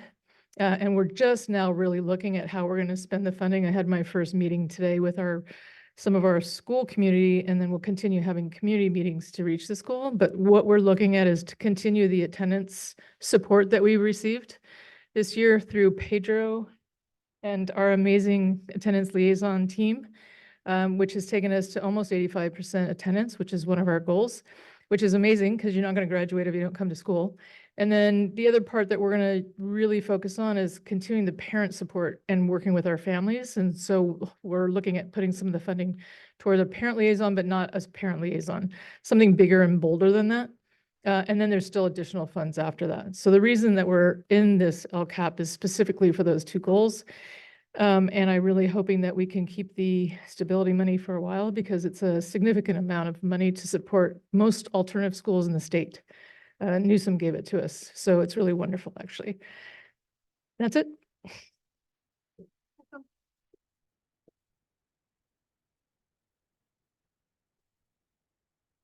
So again, we're back to the LCAP timeline. We will see you again and again and again and again. We come to you back to you at least 4 more times between now and when the LCAP gets adopted. So maybe in 2 more sessions, we'll play Name That Metric. I thank you all for your time and look forward to your recommendations over the course of this process. Right. Thank you so much. We have been sitting a while. Do you guys want to, I forgot to do public comment at the beginning. Do we want to do 10 minutes of public comment and then take a break and come back? Rich? Jacob? Sure, that sounds good. Oh, yeah, Amy? Sorry, you just came out of nowhere. Okay. I'm gonna have to put you on my screen. I'm gonna make you your own person where I can see you. I don't forget you. There it is. So we're gonna take 10 minutes of public comment. Do we have any public comments in the room, Laura? None in the room. I give a couple of seconds for people online. I'm gonna ask Safik because he's always good at making sure we don't miss people. Trustee Stevenson, may I ask if it's at all possible to finish up this item before the break? Just because I've got a lot of administrators waiting. Oh, okay. Is that okay? If Yes. it's not, I understand, but we've got some Okay. childcare happening. Oh, we got childcare. Yeah. All right. Those little ones, I tell you. One. All right. So we don't have anybody online. We're gonna go into comments from the board. Thank you. Hold up, let's start with the student trustee. No questions, Jacob? What's up with that? Yeah. All right, so who else had questions on the board? All right, so I'm gonna go with trustee Dubois. Comment. I love the attention to attendance. Thank you for all the resources. To our principal at Redwood, that's really exciting about more funding. I mean, it's more of a cool comment. It's just so unfortunate, this idea of measuring, like so much attention to the LCAP, where it's all about numbers. And it doesn't tell the whole story of our kids. And then we're getting this community pressure and this community looking at different feeder districts, looking at numbers. And I was reflecting several years ago, there was an article about how difficult it is to measure health outcomes and educational outcomes. And I tried to give that article. Remember, I kept giving things to Alan Weiner. I don't think he commented on it. But a different topic, something just came up in a conversation I was having about homeless, and people give the statistic that only 20% of people living on the street have mental illness, which can't be right. And I brought that up to a therapist who said that cannot be right. But there are people who quote that number. And it's the same thing with this education stuff, this pressure, right? Yes. And it's really multiple measures. Every kid is on their own track.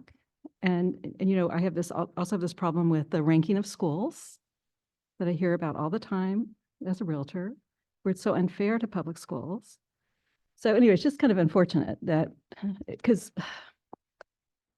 I agree you guys worked so hard on 120%. this, and you're doing so many great things. I agree 120%. And I think it's fortuitous that we're doing a strategic plan at the same time. Yeah. And I think that that's part of the reason why we put what looks like will be the 3 goals for the strategic plan, to show how they match up with the LCAP, because the strategic plan is going to show a whole bunch of what we are doing to support students. Because you're right, this is not a complete picture of a child or an educational experience.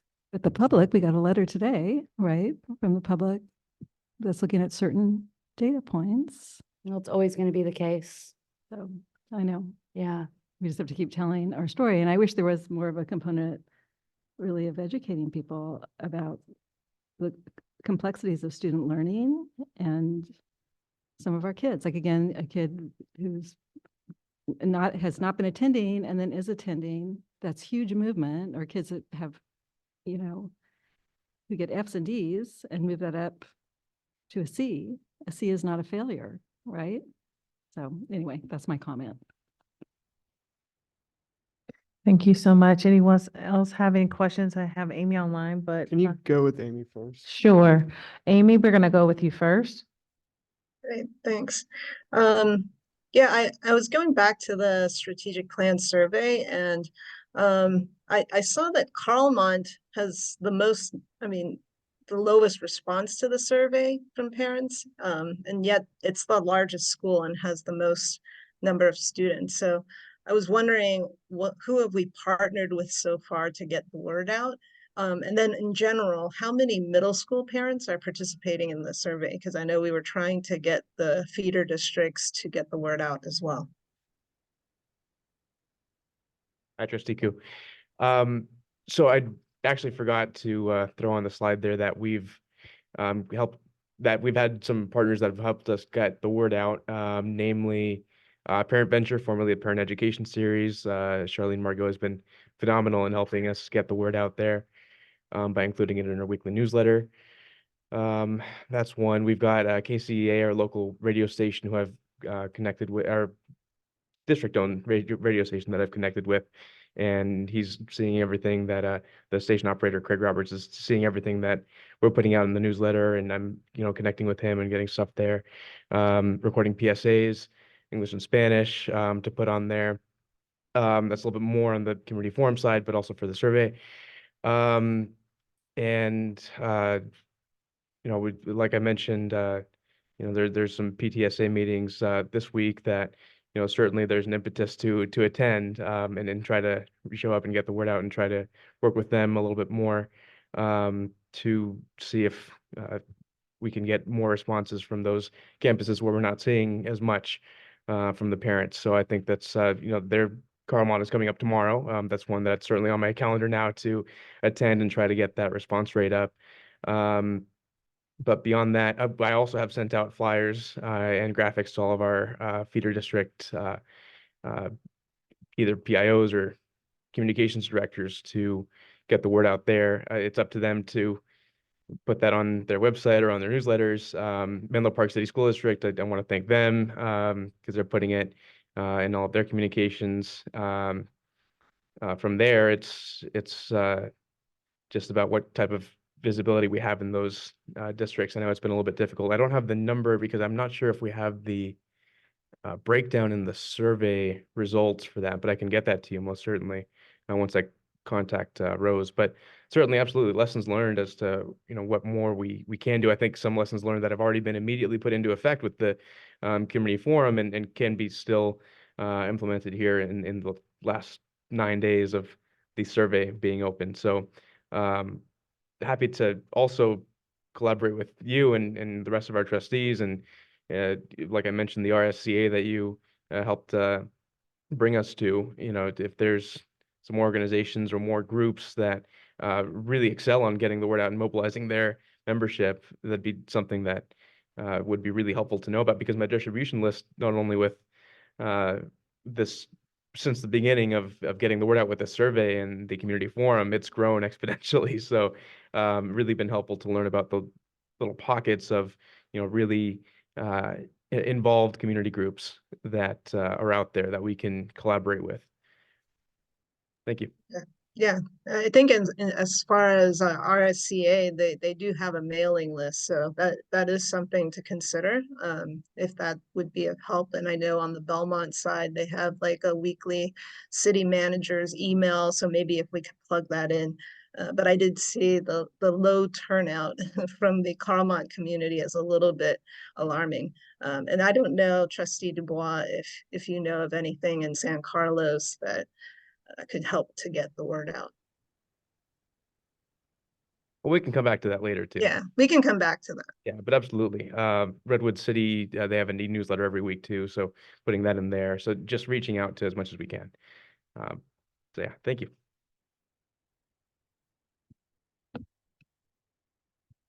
I have Diana checking because I'm concerned that I gave you inaccurate information on one of the slides.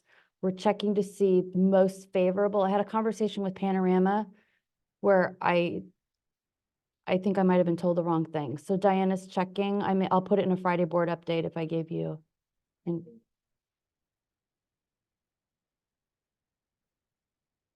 Can you come up to the microphone so we can hear? I can say Or it. you can say it? Yeah, Okay. so if we go back to the slides,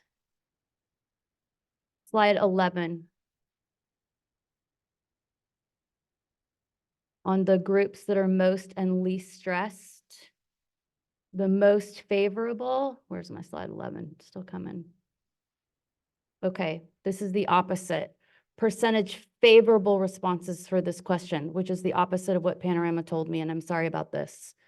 This means African Americans are the most stressed because they had the least favorable responses. They were least likely to say that they were never or almost never, what just happened? Never or almost never felt that their workload was too great. Native American students, again, a small group, but they were most likely to say favorably, no, I don't feel stressed about my workload.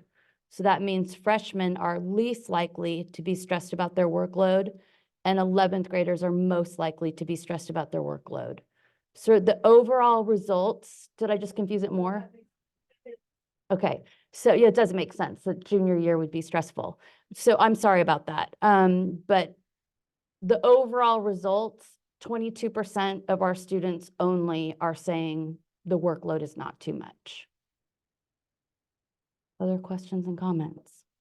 Yes, I think trustee Nori, then myself.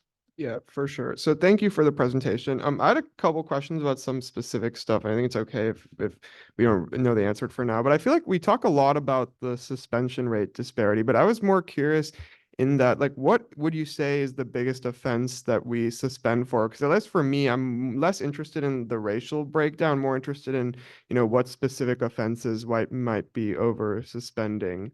So would you happen to know that?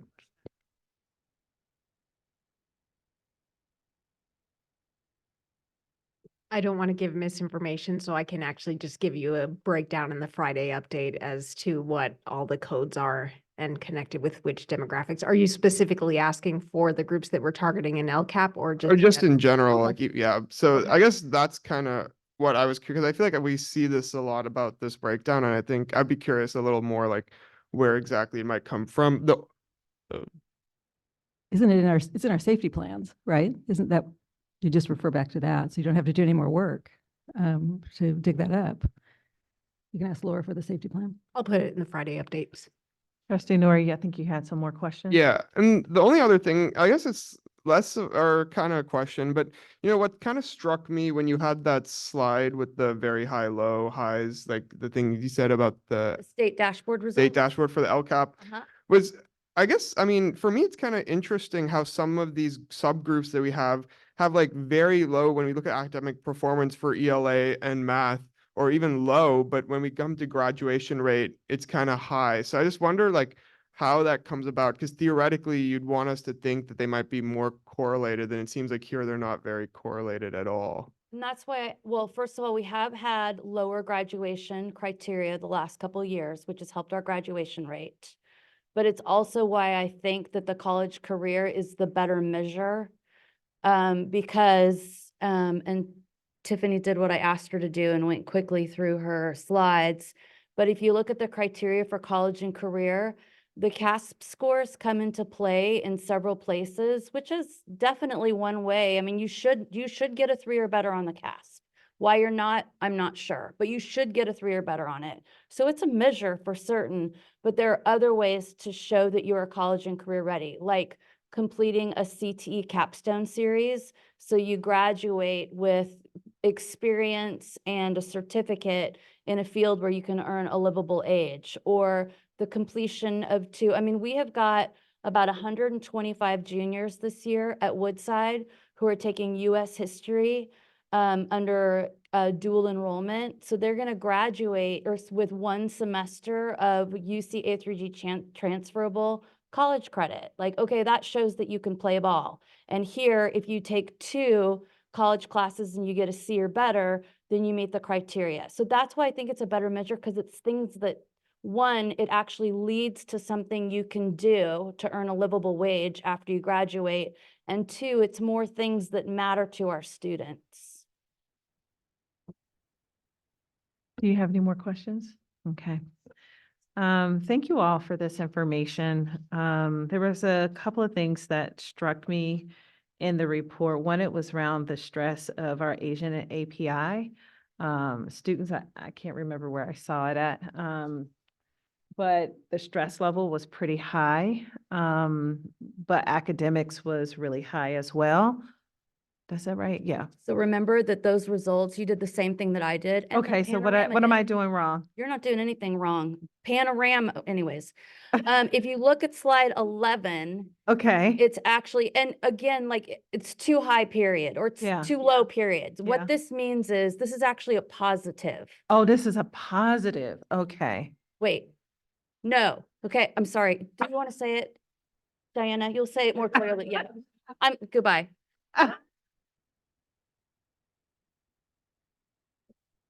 Let me see.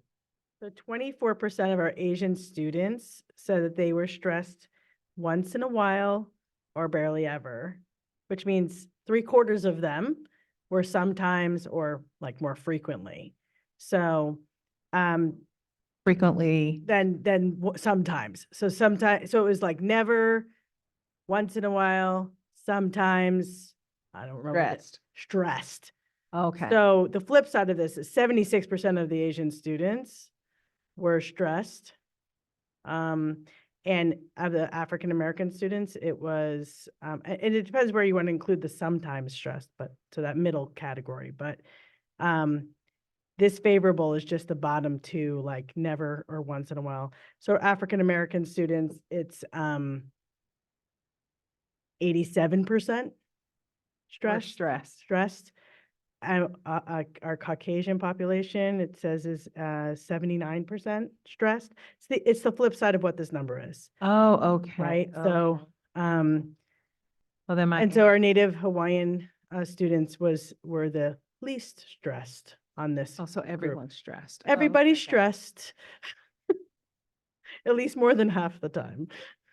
So I think another way, thanks, Diana. I think another way to say it is I would say that students who say, I am, and if you go back to the verbiage, who say, I am almost never or once in a while, I'm so stressed that it impacts my ability to complete assignments. I would say those kids are okay. Okay. So if you go to the next slide, 13% of their students or African American students are saying, I'm okay on the workload. Only 13% of them. Whereas 41% of our Native American students, 37 survey takers, are saying, I'm okay on the workload. Very confusing. Okay, that really changed. But as Crystal just said, everybody's stressed. Like they're so stressed that it inhibits their ability to do their work. For 75% plus of our kids are almost always, frequently, or sometimes the workload almost always, frequently, or sometimes impacts their ability to complete assignments. That's too stress. Yeah, yeah. One of the reasons why I thought I was reading something different, I was just very concerned about if the numbers I saw for Asian and Pacific Islanders were as high as I thought it was. Very concerned about stress, right? Because you can be an AP student and also commit suicide. And I'm just going to be real because that just happened in Palo Alto. Unified School District, if anybody has read the news, and I see you shaking your head. I don't know if you're agreeing with me, but so I get a little concerned about that, about the balance, right? And then when I talk to colleagues who work in the college field across the country, they're also seeing kids are coming in, young people are coming in stressed and sometimes not able to manage. They can academically manage the content, but not manage themselves around the content. Does that make sense? And so I would get say that our kids aren't even saying that. okay. Because the way that the question is worded is not, are you so stressed that it impacts your life? The way the question is worded is, are you so stressed that it sometimes makes it hard for you to complete your academic assignment? So these kids are not necessarily doing fine academically. It's not just that they're stressed beyond their academics. Our students are saying, it freezes me sometimes that I can't complete the work. Yeah, that one's just very interesting to me because I know I was part of the strategic plan and we did have a parent from Tide who just really pushed us in the group that I was in with like, this is it. And has a high performing student. They're like, they can't this is a real thing. The kids can't, they're stressed about taking a test.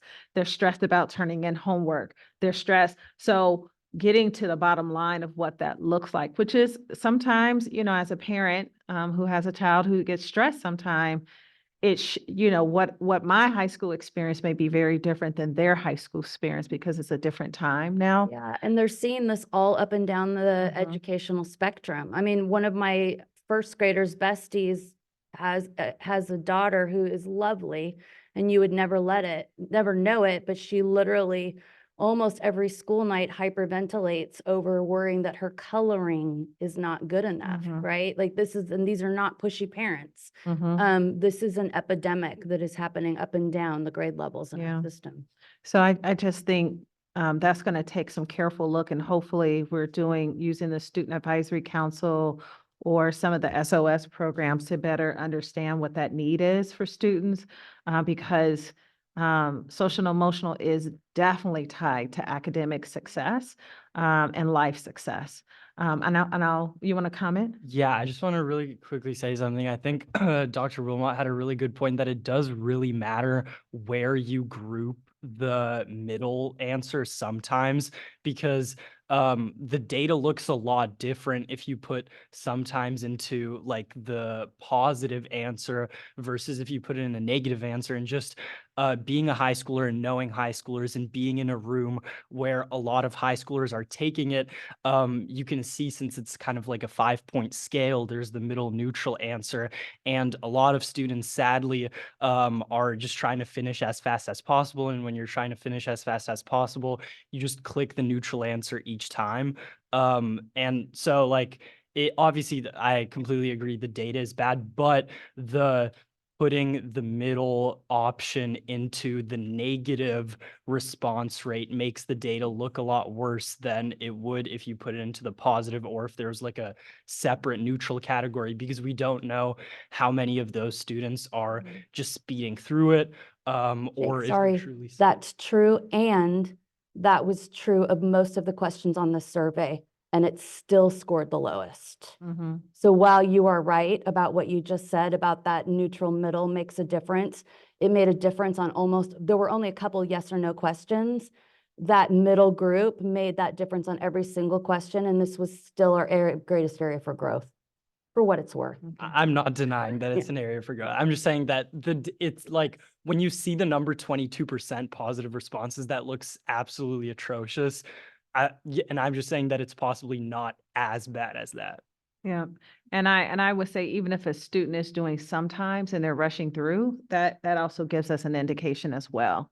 And so I love to learn more information about that. Far as the African American one, where it was 13%, I'm very concerned that given the suspension rate, given the low performance, given that they're graduating, but in the low areas of, I think it was, I can't remember which one, English, math, and college and career, but yeah, have a great graduation rate. I don't want to say what that could be because I don't want to assume, but that is not a match for me. And so in addition to having workload stress, and that could be for many different reasons, right? And so I get a little concerned about that. Well, and that one is even more interesting because our African American students last year scored very low on the English and math, and this year they moved up to low. And so that makes it even more troubling that the suspension and their responses to how they're feeling about their school workload are troubling, or where they are. Yeah. And then the last one is the Pacific Islanders. And I know a few years back, we had some data around boys and Pacific Islanders as well. And I'm still seeing low academic engagement, low college and career, and very low in English language, math. And there's so much effort in our community. We have a lot more Pacific Islanders that are executive directors and doing some community outreach, which then goes back to the parent liaison piece. And I've already mentioned it, so it's not a surprise that I have a little concern that even though everyone's culturally competent, I I love our parent liaisons. They get the hustle on, right, to do what they need to do. And I also get concerned that particularly at Pacific Islanders, and I remember being at MA and I ended up going to their parent meeting because I didn't have one. And so, which is a whole story within itself. But listening to some of those young people talk to Mr. Emmy about, we've been asking for a parent liaison for 10 years. And I'm looking at Lily because I was like, Lily's great. Lily can't do everything. So we need another Lily, right? And another parent liaison. And, you know, I just wonder, are we missing something with the cultural piece to ensure that our families are engaged, that they feel supported, and that that they feel included? The opposite of loneliness is belonging. And so many years ago, I don't know her name. I remember her first name was Dorothy. Yes, Dorothy Burnside. And that position was cut at the state, at the district level, many years ago at this point, maybe 4 or 5 years ago. And it was never replaced. And I think when I came on, I was like, oh, I wonder if that position really helped in some way because she would happen to be African American, right? So I just wonder, I'm not telling us what to do, but I just wonder about representation and the support. I look at Palo Alto Unified School District, which we do not have to model ourselves after, but they have, they call them differently. They're not parent liaisons. I think they're called family partners or something like that. And it's like mostly, I think 3 or 4 of them are Latinos. One of them is Pacific Islander, one is African American, and one is Asian. And so they have these people who can go out and do coaching with some of the kids to make sure they're navigating the system. They're kind of troubleshooters as well. They're doing somewhat what Lily does, which is like the welcoming piece of it. And I've seen other districts do lived counsels. So if we're looking at students who are being suspended a lot, you might have a student that we need to have on a a lived experience council where we're learning about that more, or, you know, something a little bit more innovative. And I worry about that. Thank you. Noted. Anyone else has? So any I comments? still had 2 Oh, more I'm sorry, Amy. things. Yeah, I went first, but I only said one of my 3 things. So the following on with the stress question, I'm assuming that the next step, right, is to delve more into the root causes, right? And I believe that there are free text responses that we could look at, and so I would be interested in like how can we categorize some of the root causes, and sometimes it's helpful to hear specific stories behind some of the root causes. So something that I would like to see going forward as we get more information and we work through all of the survey responses. You got it. And then one additional thought, I know you mentioned the response rate for EL being so high versus the population was due to a lot of hand-holding and even calling individual families. Is that something we could do for the RFEP families, since you know, their response rate is so much lower? Maybe that same tactic would be helpful. I will have to see what the bandwidth is of folks to do that. And if we can, then we will. I'm Okay, sorry, can great. you repeat what she wanted again, please? She would like for us to, because our RFEP number of parent participation was so much lower than our percentile of students who are RFEP'd, she wondered if we might be able to make the same sorts of phone calls to those families that we made to our EL families. Just a reminder, we're not supposed to give direction, right? So we have to follow our own rule. Yeah, it's just a question. I don't know if it's possible. Yeah, I want to do a, what is it called? Point of order. Can you check that out? What can we give? I thought we can give direction to you. Not one person, but 3 of us. So I'm going to summarize it at the end. I know. So there were actually lots of things that were passed. So I was like, so that's why I was like, hold up, I got to write these down. And then what I'll do is summarize at the end and see if we can get some direction. Is that helpful? Yes. Okay, so our RFEP, parent participation, can we get calls to those families, correct? And then one was getting to the root cause of some of the numbers that were there, and then the suspension rate by category. And then there was another of looking at being innovative about live. Drill down on stress.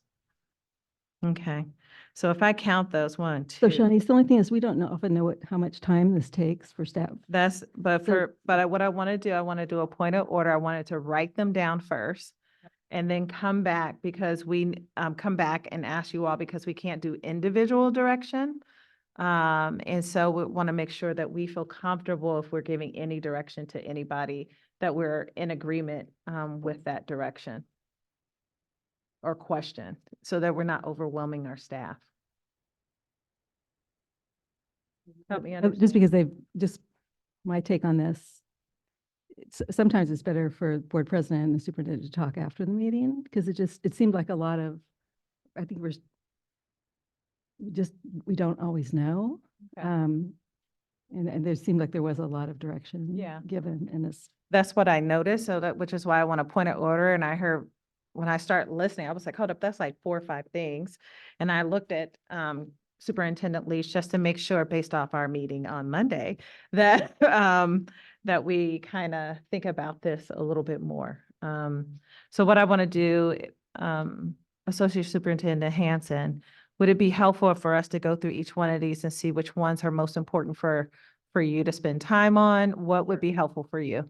Maybe you could ask how much work it would be from staff, Okay. or When if you you recommend. the When work. you're thinking about, let's go through each one of them and you kind of let us know how much work, and then we can make a decision from there. So looking more at innovation of like lived councils or parent liaisons that really reflect some of the populations that need a little bit more support.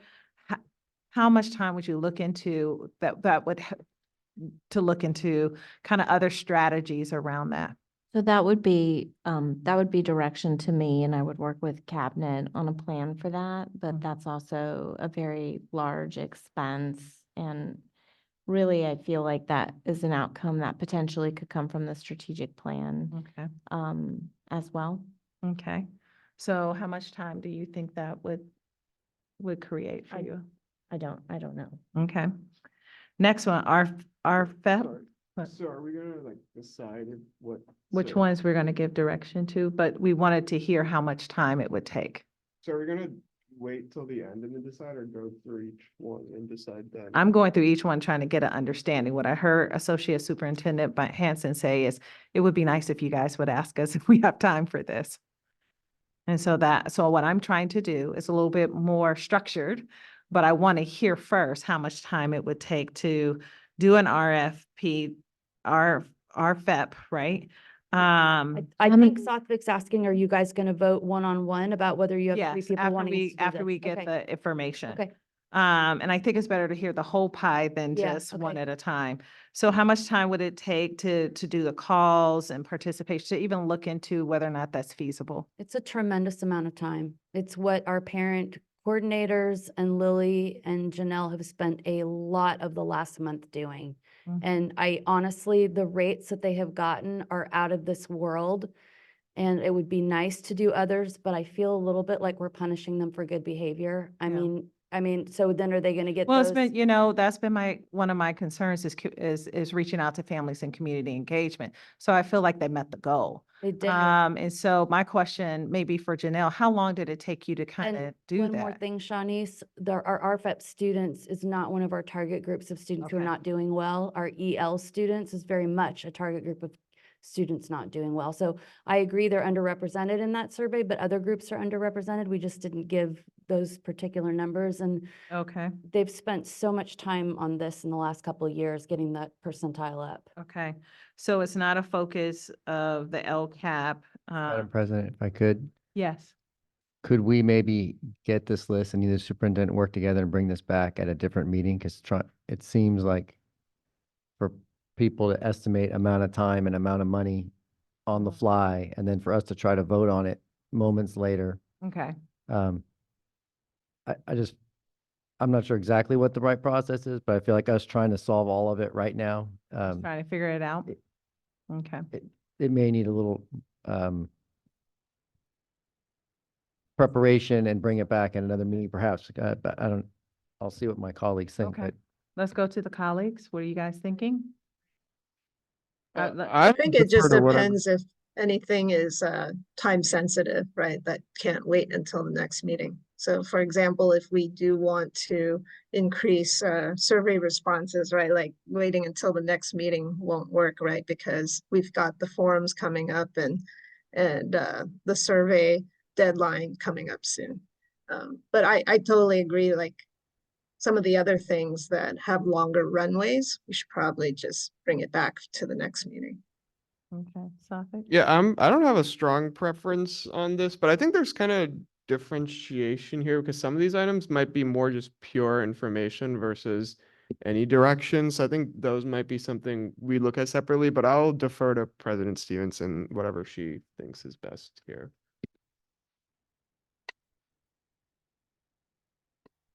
So we will continue to have a strong push for a higher completion rate for the survey, as long as the survey remains open, as we have already extended it.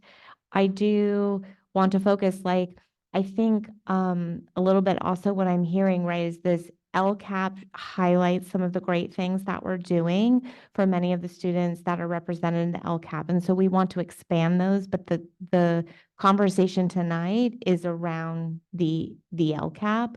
We may very much have a strong desire to increase the liaisons, and that potentially could be an action and a deliverable that gets put in the LCAP, that gets budget assigned to it, that would then increase whatever specific data point that we are trying to address within the LCAP. So this is, again, a draft with the goals, and I believe there are some actions and services in there, but those are still being developed as budget is being decided. So we are listening to, hey, we would potentially be interested in, does increased liaisons at the at the school sites potentially increase in another area? Okay, so it sounds like it does, we have two folks saying, let's look at this offline with the president, with the superintendent. And because I don't want to wait till it's finalized and then we talk about it because that won't work. But I do want to talk about it in draft stages, just because if the interest is here and it fits into the LCAP, then I want to make sure that that representation is there, because each one of us have a serving area that it's just respectable and considered to think about those areas a little bit more. And I think our board is a partner to you all, not necessarily just go do this, but like we have some experiences that helps us to see the larger picture. And so you guys have done a really great job on some of the pieces because of the feedback from so many people in the room.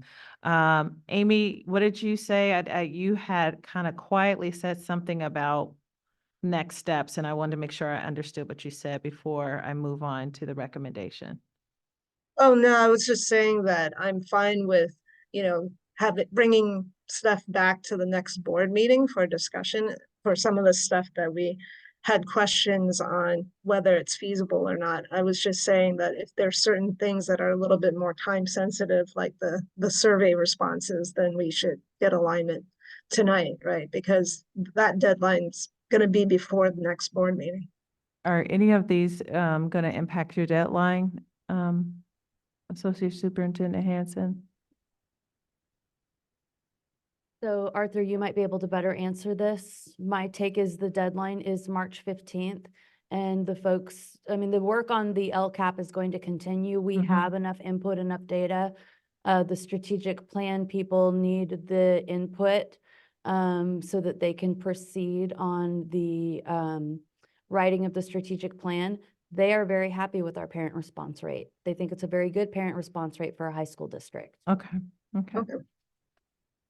So none of these, we have to, the 5 areas that we were looking at, we can, we still have time to I have time to discuss that. And 2 of them are gonna happen anyways. Like, Okay. I mean, we're gonna dig down further on what happened, what kids said about their workload. I mean, Okay. that's just a given. Okay, So some of those are gonna happen anyways. okay. So what I hear is that we have some time. I speak to Crystal Leach often. And so we have many conversations. So we can just slip this right on in and hopefully have a discussion about it early next week or something like that. So if it's the board's will to be able to table this and have a conversation with our superintendent. I wrote down what you all have said and I have said, and we can have a discussion, and then in one of our updates or in your 1 to 2s with our superintendent, she can give you an update. How does that feel? Yeah, that works.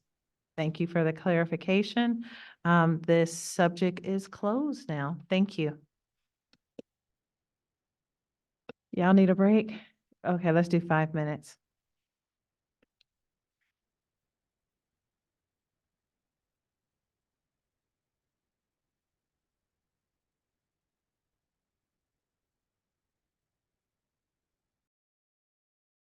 It sounded like we just needed a moment, so I apologize for not being timely with our response. So we are coming back to the table. And the last thing is that you and I will get together about the last conversation. Now we're going to head into our next item. That was just item 14. So now we're going to go into item 14.2, presentation of the STDA initial bargaining proposal to the Sequoia Union High School District. Edith, thank you.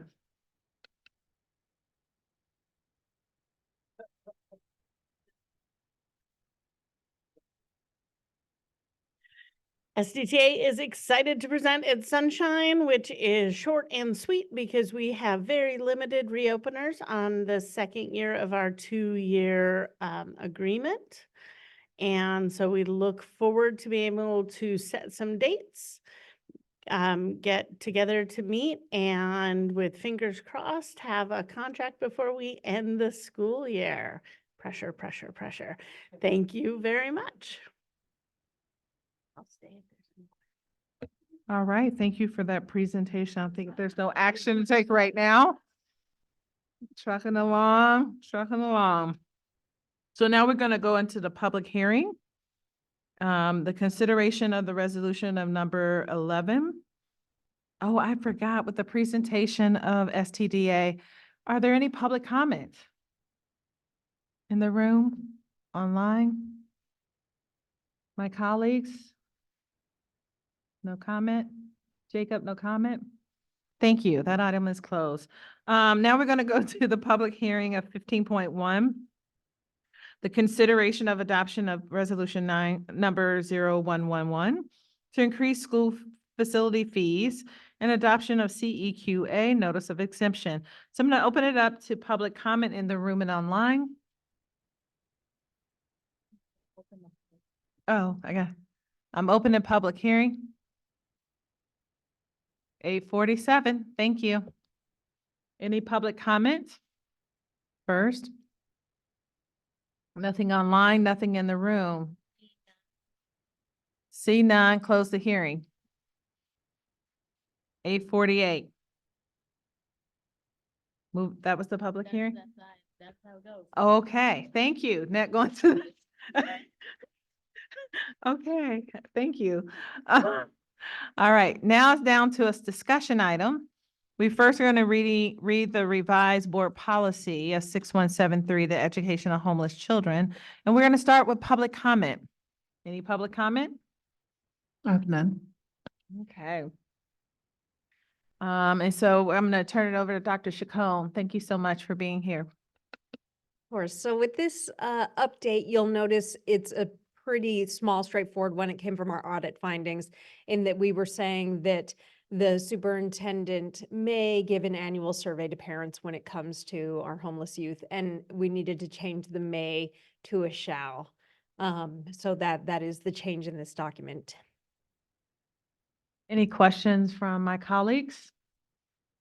I have one question. Does that mean that this survey is different than what the LCAP and all that, or is it, you have to include it? Like, how does that typically work? I will invite Mr. Alvaro Calderon, our Child Attendance and Welfare Coordinator, to answer questions about the survey. Okay, thank you, Mr. Alvarado.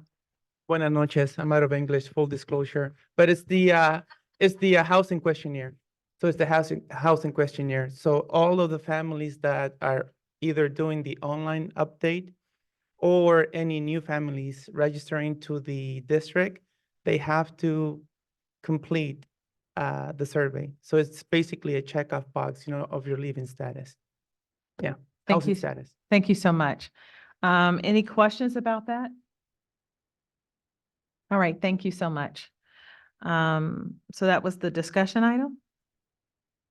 We're done with that? So if there, yeah, Oh, we wanna if there's bring it no back on discussion, is the board okay with bringing this back for approval on consent? Yes. Okay, thank you. Amy, what about you? I didn't see you. Yes. Yes, okay. All right, let's go to 16.2, the first reading of the revised board policy, hate motivated behavior. I want to first, Dr. Chacon, to see if there's anyone in the public who has any comments about this online or in the room. None in the room. I In don't the- see any hands online. Okay, please go ahead and proceed with your presentation. All right, so this is Board Policy 5145.9, Hate Motivated Behavior. We last revised it in March of 2019. CSBA, the California School Board Association, redid their definition and draft of this in June 1st of 2021. So because we were looking into how we do address and look at hate motivated behavior and really wanting to dig into our own district procedures, our first step was to look at the board policy, where we did notice that we are not in current step with the CSBA language. So this is to update all of the language that we have when it comes to hate motivated behavior with the language of CSBA. You'll notice in the document, everything is redlined. Everything in red, either that's stricken through or that is added, is the exact CSBA language. And we also added language from the federal government around Title VI. That is not CSBA language. That is our own language because we want to make it clear to all groups that are outlined in the definition, in CSBA's definition of hate motivated behavior, that they are covered under Title VI as well. And as you can see in here, although Title VI does not cover discrimination based on religion, individuals who face discrimination on the basis of race, color, national origin don't lose protection under Title VI for also being members of a group that shares a common religious practice. So this is to let everybody know from groups, whether it's religion, race, ethnicity, that they are also covered under Title VI, and our district does investigate Title VI if we ever get a Title VI complaint. So this adds to that as well. Like I said, the reason we're updating this is because we want to start with our updated board policy in order to then align our practices. How are we getting reports from school? How are we collecting data around this? And everything beyond to make sure that we're really capturing and addressing hate motivated behaviors and that we're very, very aware of it at a district office level of what's happening at our sites. I'm going to open it up to my colleagues to see if anyone has any questions. No Just make sure I questions. completely understand that the words that were stricken in the first paragraph, am I seeing in the first paragraph that religious belief was struck and it was inserted back in the Title VI section? Is that what, or is it? It's actually inserted in what CSBA did. You can see in their language, they initially just had a smaller list of items that fall under hate motivated behavior. Instead, they struck all of that in the first paragraph. Oh, they have the word religion. Right. And then they have built up their definition of hate motivated behavior and bigger, and all they did was give the definition its own paragraph below. So you'll see that it includes all that language from the first paragraph as well as some new language. So the reason it yeah. looks stricken out is just because they've redefined Moved it to another section. Exactly. Okay. Any more Just, clarity? I just share with the board, I'd gotten a question from a constituent about religious beliefs and why it was struck, and so I just wanted to make sure that it's clear that it isn't in fact struck and remains covered. Yes. Thank you. Thank you for your clarification, trustee. Anyone else has any questions before I ask mine? Title VI, in uniform complaint, help me to understand, are those two different complaint processes? So if someone violates this, right, or they deemed it as hate behavior, if a family or a child, or it covers staff too, or just children and parents? Staff as Everyone, well. right? Yes. So if we believe that that is happening, they can do a Title VI complaint and a uniform complaint. They can, and you can see it talks about complaints below and where it says complaint process. So Title VI, again, would be specifically for the federal definition, basis of race, color, national origin in programs specifically. So if they're feeling discriminated in a program, they can file Title VI. We also, as you know, fall under Title IX. There is also the uniform complaint procedure, and it talks about complaint process a little bit below, mentioning both staff and students always having right to file uniform complaints. Okay, so if I'm a parent, and I'm looking at this, or, a student may not look at this policy, but a parent may. And so since it's not here and it's not linked or something like that, how do families, after they read this, figure out where the uniform complaint is versus where the Title VI, where do they find that information in this? All of that's on our website. All the ways to, so Title VI, Title IX, uniform complaint, who the officers are, that's all outlined on our website. Okay, so we don't link it to the policy at all? Not necessarily. Okay, maybe something to think about. I'm not giving any direction. But I just wonder if a parent is looking at a policy, how, I know we're still working on our website. So making sure that they understand where to find that information. It does mention that complaint procedures are specified in Admin Regulation 1312.3. However, to your point, yeah, it would be simpler for a parent to go to the website and find that form, or just reach out. And it says they should immediately contact the principal. Okay, gotcha. So yeah, anyone, within the district, if they follow these directions, it's let the principal know, or, the first person know, and then they can direct them to the complaint procedure, whether it is Title VI or a uniform complaint issue. And I have a question, maybe you're Superintendent Leach. The timeline, once you get either one of those complaints, are they very similar or are they different? How you respond to them? Like one may be both. Like, what's the difference between Right. them? They're looked at very similarly. It's, and every Title IX and Title VI, because they're federal, come with their own very specific timeline. Our uniform complaint is our district procedure. So the timeline may look different, but with Title IX and Title VI, it's very defined for us. It is very Oh, defined. yes. Okay, so I Yes, can because look it they're up. federal protections and regulations. Okay, so I can look those up for myself. All right, I think this is timely, given everything that's done. So we've done the first reading. The question is for the group, for our board, do you want to just bring it as consent item, or do you want to have it as a discussion next time? Consent? Amy? I'm good with consent. Okay, Jacob? Thank you. So we'll bring that back for that. Thank you so much for answering our questions. Thank you. All right, next one, second reading and adoption of revised board policy 61461, high school graduation rates.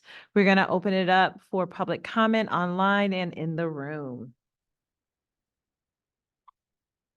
We have one person No comments online. in the room. There's one hand up online. Okay, we're closing the comments. Go ahead and connect with. Oh, Stephanie has one too. So we have two. There's one public comment. Oh, okay, we have one public. Okay. Hold on, but, so Stephanie's not doing a public comment? Oh, she's the presenter. Okay, so she, all right. She's doing. Okay. All right, let's be. Okay, fill out a card, Stephanie. Okay, so we're gonna have a public comment from someone in the room and someone online. We have closed the public comment. While Stephanie's getting ready, how about we start with Glenda?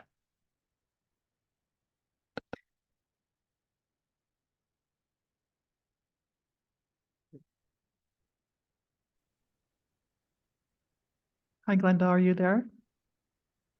Yes, can you hear me? Yes, we can. Thank you. Good evening, buenas tardes. My name is Glenda Ortiz Galan, and I'm our district's COSA, or Counselor on Special Assignment. Last month, I sent you a letter advocating for the board to consider the reduced 180 graduation plan for our seniors. And I want to thank the trustees who acknowledge the work of our school counselors and their advocacy on behalf of our students. I implore the board to support our seniors who are in need of the reduced 180 credit graduation requirements to help them get to the finish line and embark on their post-secondary plans. Thank you and have a good night. Muchísimas gracias y buenas noches. Thank you. Next, we have a comment from the floor. Stephanie Ogden.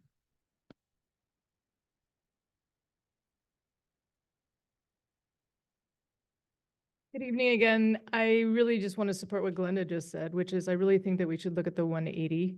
I wrote to you last night and told you how I felt about how we needed to support students. It's not just Redwood students, but I think I probably have the most fifth-year students. And it's been tough and it's been hard for our kids. And as I said in the email, you know, a lot of my students work and they support families. 10 elective credits more is not going to make or break their education. A lot of my students don't need the 10 English credits. They need partial of those credits, but it's the electives. And if my students are working, they're going to get work experience credits anyway. So I don't see that taking 180 as opposed to 190 would be very helpful. If I said that wrong, let me know. 180 is probably what I think would benefit the most of my students. And I'm really hoping that you consider looking at that. And as I stated, if you went with the 190, it would only be a 10 credit reduction for my students. That's not going to do anything for them. Thanks. Thank you. Now we're going to go into the presentation. Thank you. So this came before you last board meeting and there were some questions. So we brought it back. The questions were answered in the board background. The first one was about why the 180. The second one was about attempts for credit recovery that were made. And then the last one was about how many fewer students would need the reduced graduation credits if we went with 190 units, and it would be 25 fewer students who would need that. We are still recommending that the board go with 180 units. These are our students who spent their freshman year online. It is the last year that we will be making a request for these reduced graduation units. We do think that 180 is the right number. It is still requiring students to meet the California graduation requirements and almost all of the UC A through G requirements.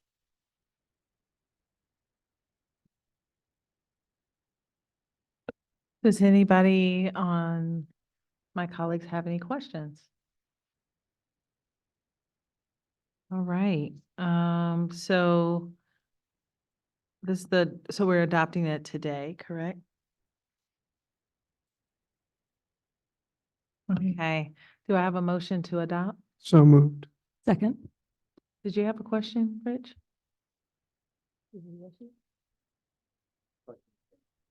Oh, okay. Did I miss you by chance when you had a question? I apologize. You sure? All right. So we're gonna do a vote on I'm this. sorry, who was the second? Carrie? Roll call, It's roll call. Thank you. because Amy's on Zoom. All right.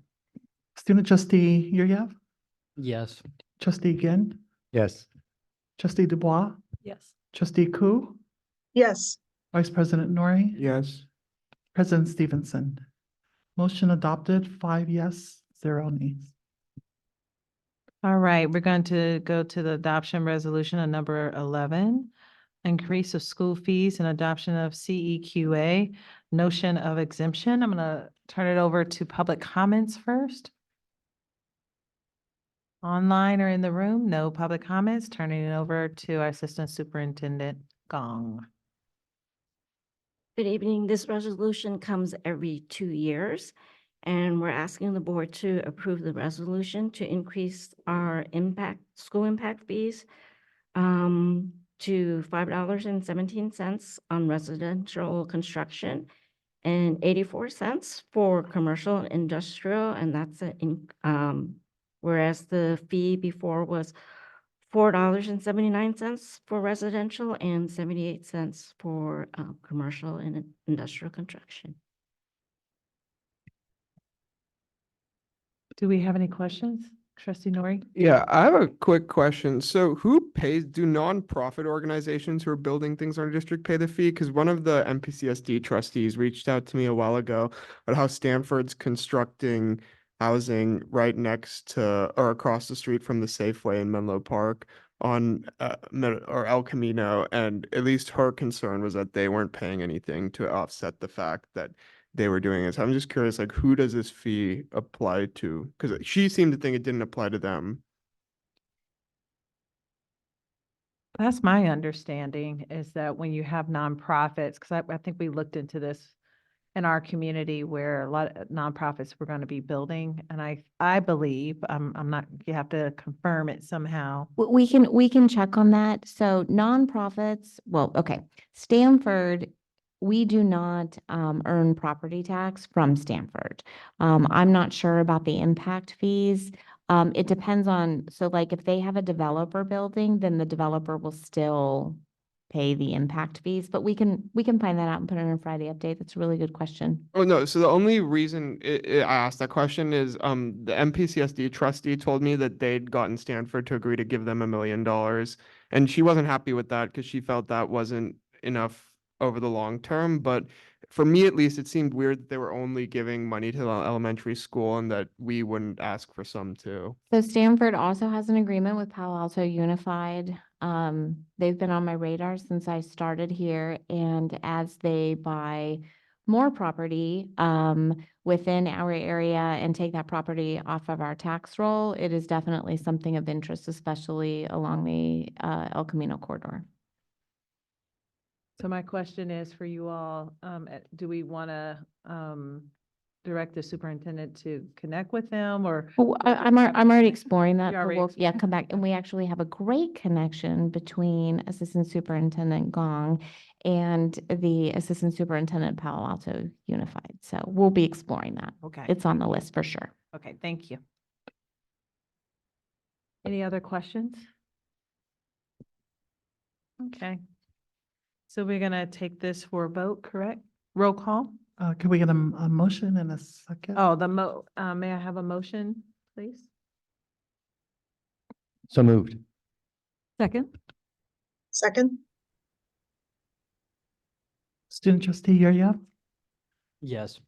trustee Ginn, Yes. trustee Dubois, Yes. trustee Ku, Yes. vice president Nori, Yes. president Stevenson. Yes. Motion adopted. 5-0.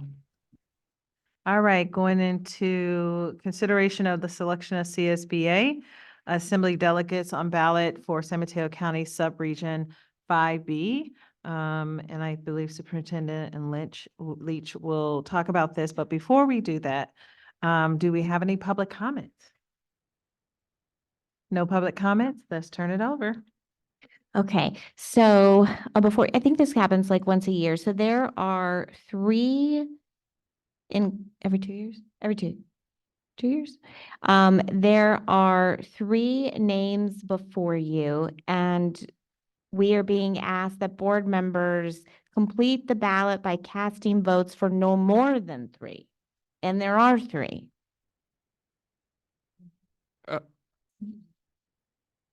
Unless that you guys have comments of wanting to do something else. We usually just accept the slate. And all 3 of those people have been highly involved in San Mateo County School Boards Association. I believe they're all incumbents. They are all Oh, incumbents. my question was, I feel like right after or maybe it was this time a year ago, or maybe it was 2 years ago, it might have been 2023. I feel like we voted for, what did we vote for then? Because there were 3 Different names people. then. There's scattered slates. So like kind of like the way we are elected. So I think it was like. Yeah, so each term is 2 years. Well, He's still on. oh, Yeah, so each term is 2 years, so we actually vote every single year because it's a different half. oh. So we have 6 people representing us in total, or? There's 6, and then there's a county person, and then it looks like all of San Francisco is vacant. They don't participate for some reason. So you want to finish what you need us to do?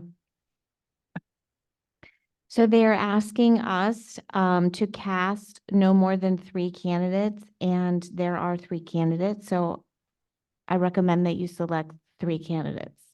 So the question is, do we want to accept the slate as it is? If there's please put the motion forward. I move to accept the slate for the CSBA Delegate Assembly for Region 5B. I said, Okay. Do we have to do roll call for this one? All in favor? Aye. Aye. Okay. Thank you. We are now at future items. So it's 9:11, y'all. We're gonna get out of here by 10. Let's start. Huh? Oh, we gotta go to closed session. So let's open up for, we don't have public comment for this one. So just looking at the board, does anybody have any future agenda items? Trustee Dubois. so after leaving our board retreat, I did some reflection on some of the comments. President Stevenson has asked us a couple of times to adopt a strong statement that all kids are welcome, especially with some of the community dialogue that has been going on.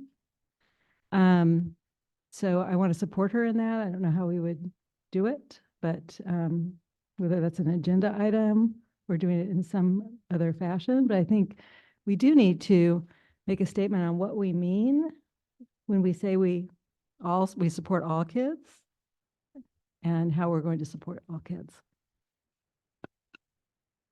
Any other trustee that's interested in this? I mean, we absolutely accept all students into our schools. So I'm not sure exactly what the statement would be, but I'm open to entertaining such a statement. Every single student who lives in our district boundaries is welcome in our schools. And whatever more that you feel should be said or needs to be said. I mean, I'm open to hearing it, but it That's fine. I have a recommendation. Yeah. As we close, and we do have a study session coming up for the strategic plan where we're going to talk about our values. And then out of the strategic plan also becomes our vision and mission. So it would do nicely to accompany at that time when we're adopting, if something kind of comes to fruition out of there. Would that be acceptable next step? Because if you can adopt it now, but we may want to make it beefier when we have some of that other information from our strategic plan. And what would be the timeline for that, you thinking? So it would be by the end of the year, by end of June. Okay. Any other questions? We heard our superintendent's recommendation. I want to look to Amy. Did I look you over? Do you have anything to say? No, I agree with Superintendent Leach's recommendation. Do you have something? Separate, but Separate? yeah, Not this. not this. Okay. Any objections to that? So it sounds like we're going to forward this to you and do a check-in as part of the strategic plan.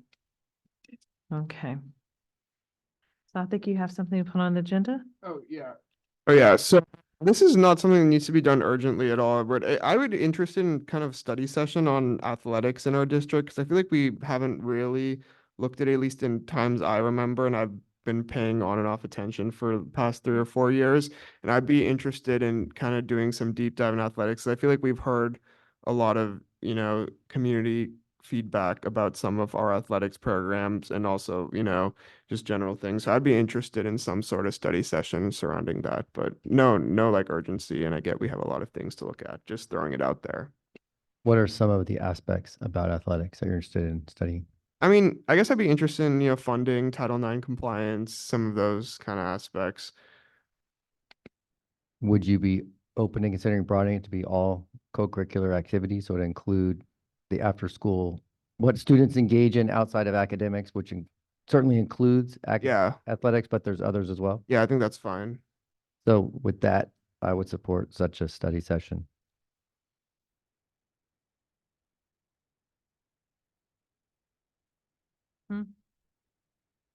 Okay, Amy, do you have anything? Nothing separate, but I do like the idea of a study session of looking at all the co-curricular activities. Because I think that is an important part of the school experience. Okay, so I'm gonna look at Superintendent Leach, any recommendations or anything about? No. Okay, it sounds like that will be a future agenda item and we'll work together to put that on the agenda. Go in the parking lot.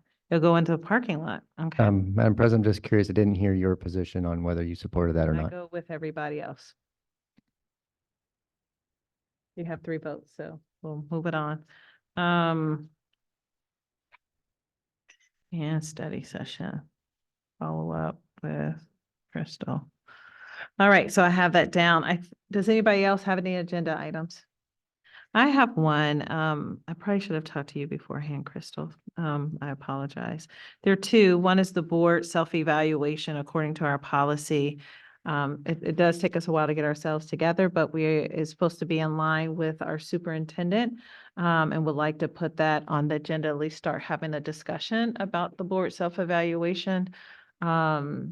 It's due around the same time we do the superintendent evaluation by the end of the year. Would it be okay that we put this on the agenda for next time just to begin our discussion before? I think if we do something like that, it should be in a retreat. Like, I don't know if it's the best idea to do that. According, not do the board evaluation, but to discuss the process and how do we want to do this? Because it does have to be a part of the regular meeting. At least the previous board, I remember when I was a candidate, I was there and it seemed like the board self-evaluation was done in a No. retreat. I did a presentation on it. It has to be part of like the last time that we did, it has to be a part of a public session. It can't be a part of a retreat. Yeah, I think what President Stevenson is saying, like discussing the process of how we want to do it has to be in the public session. The actual evaluation could be more of a retreat.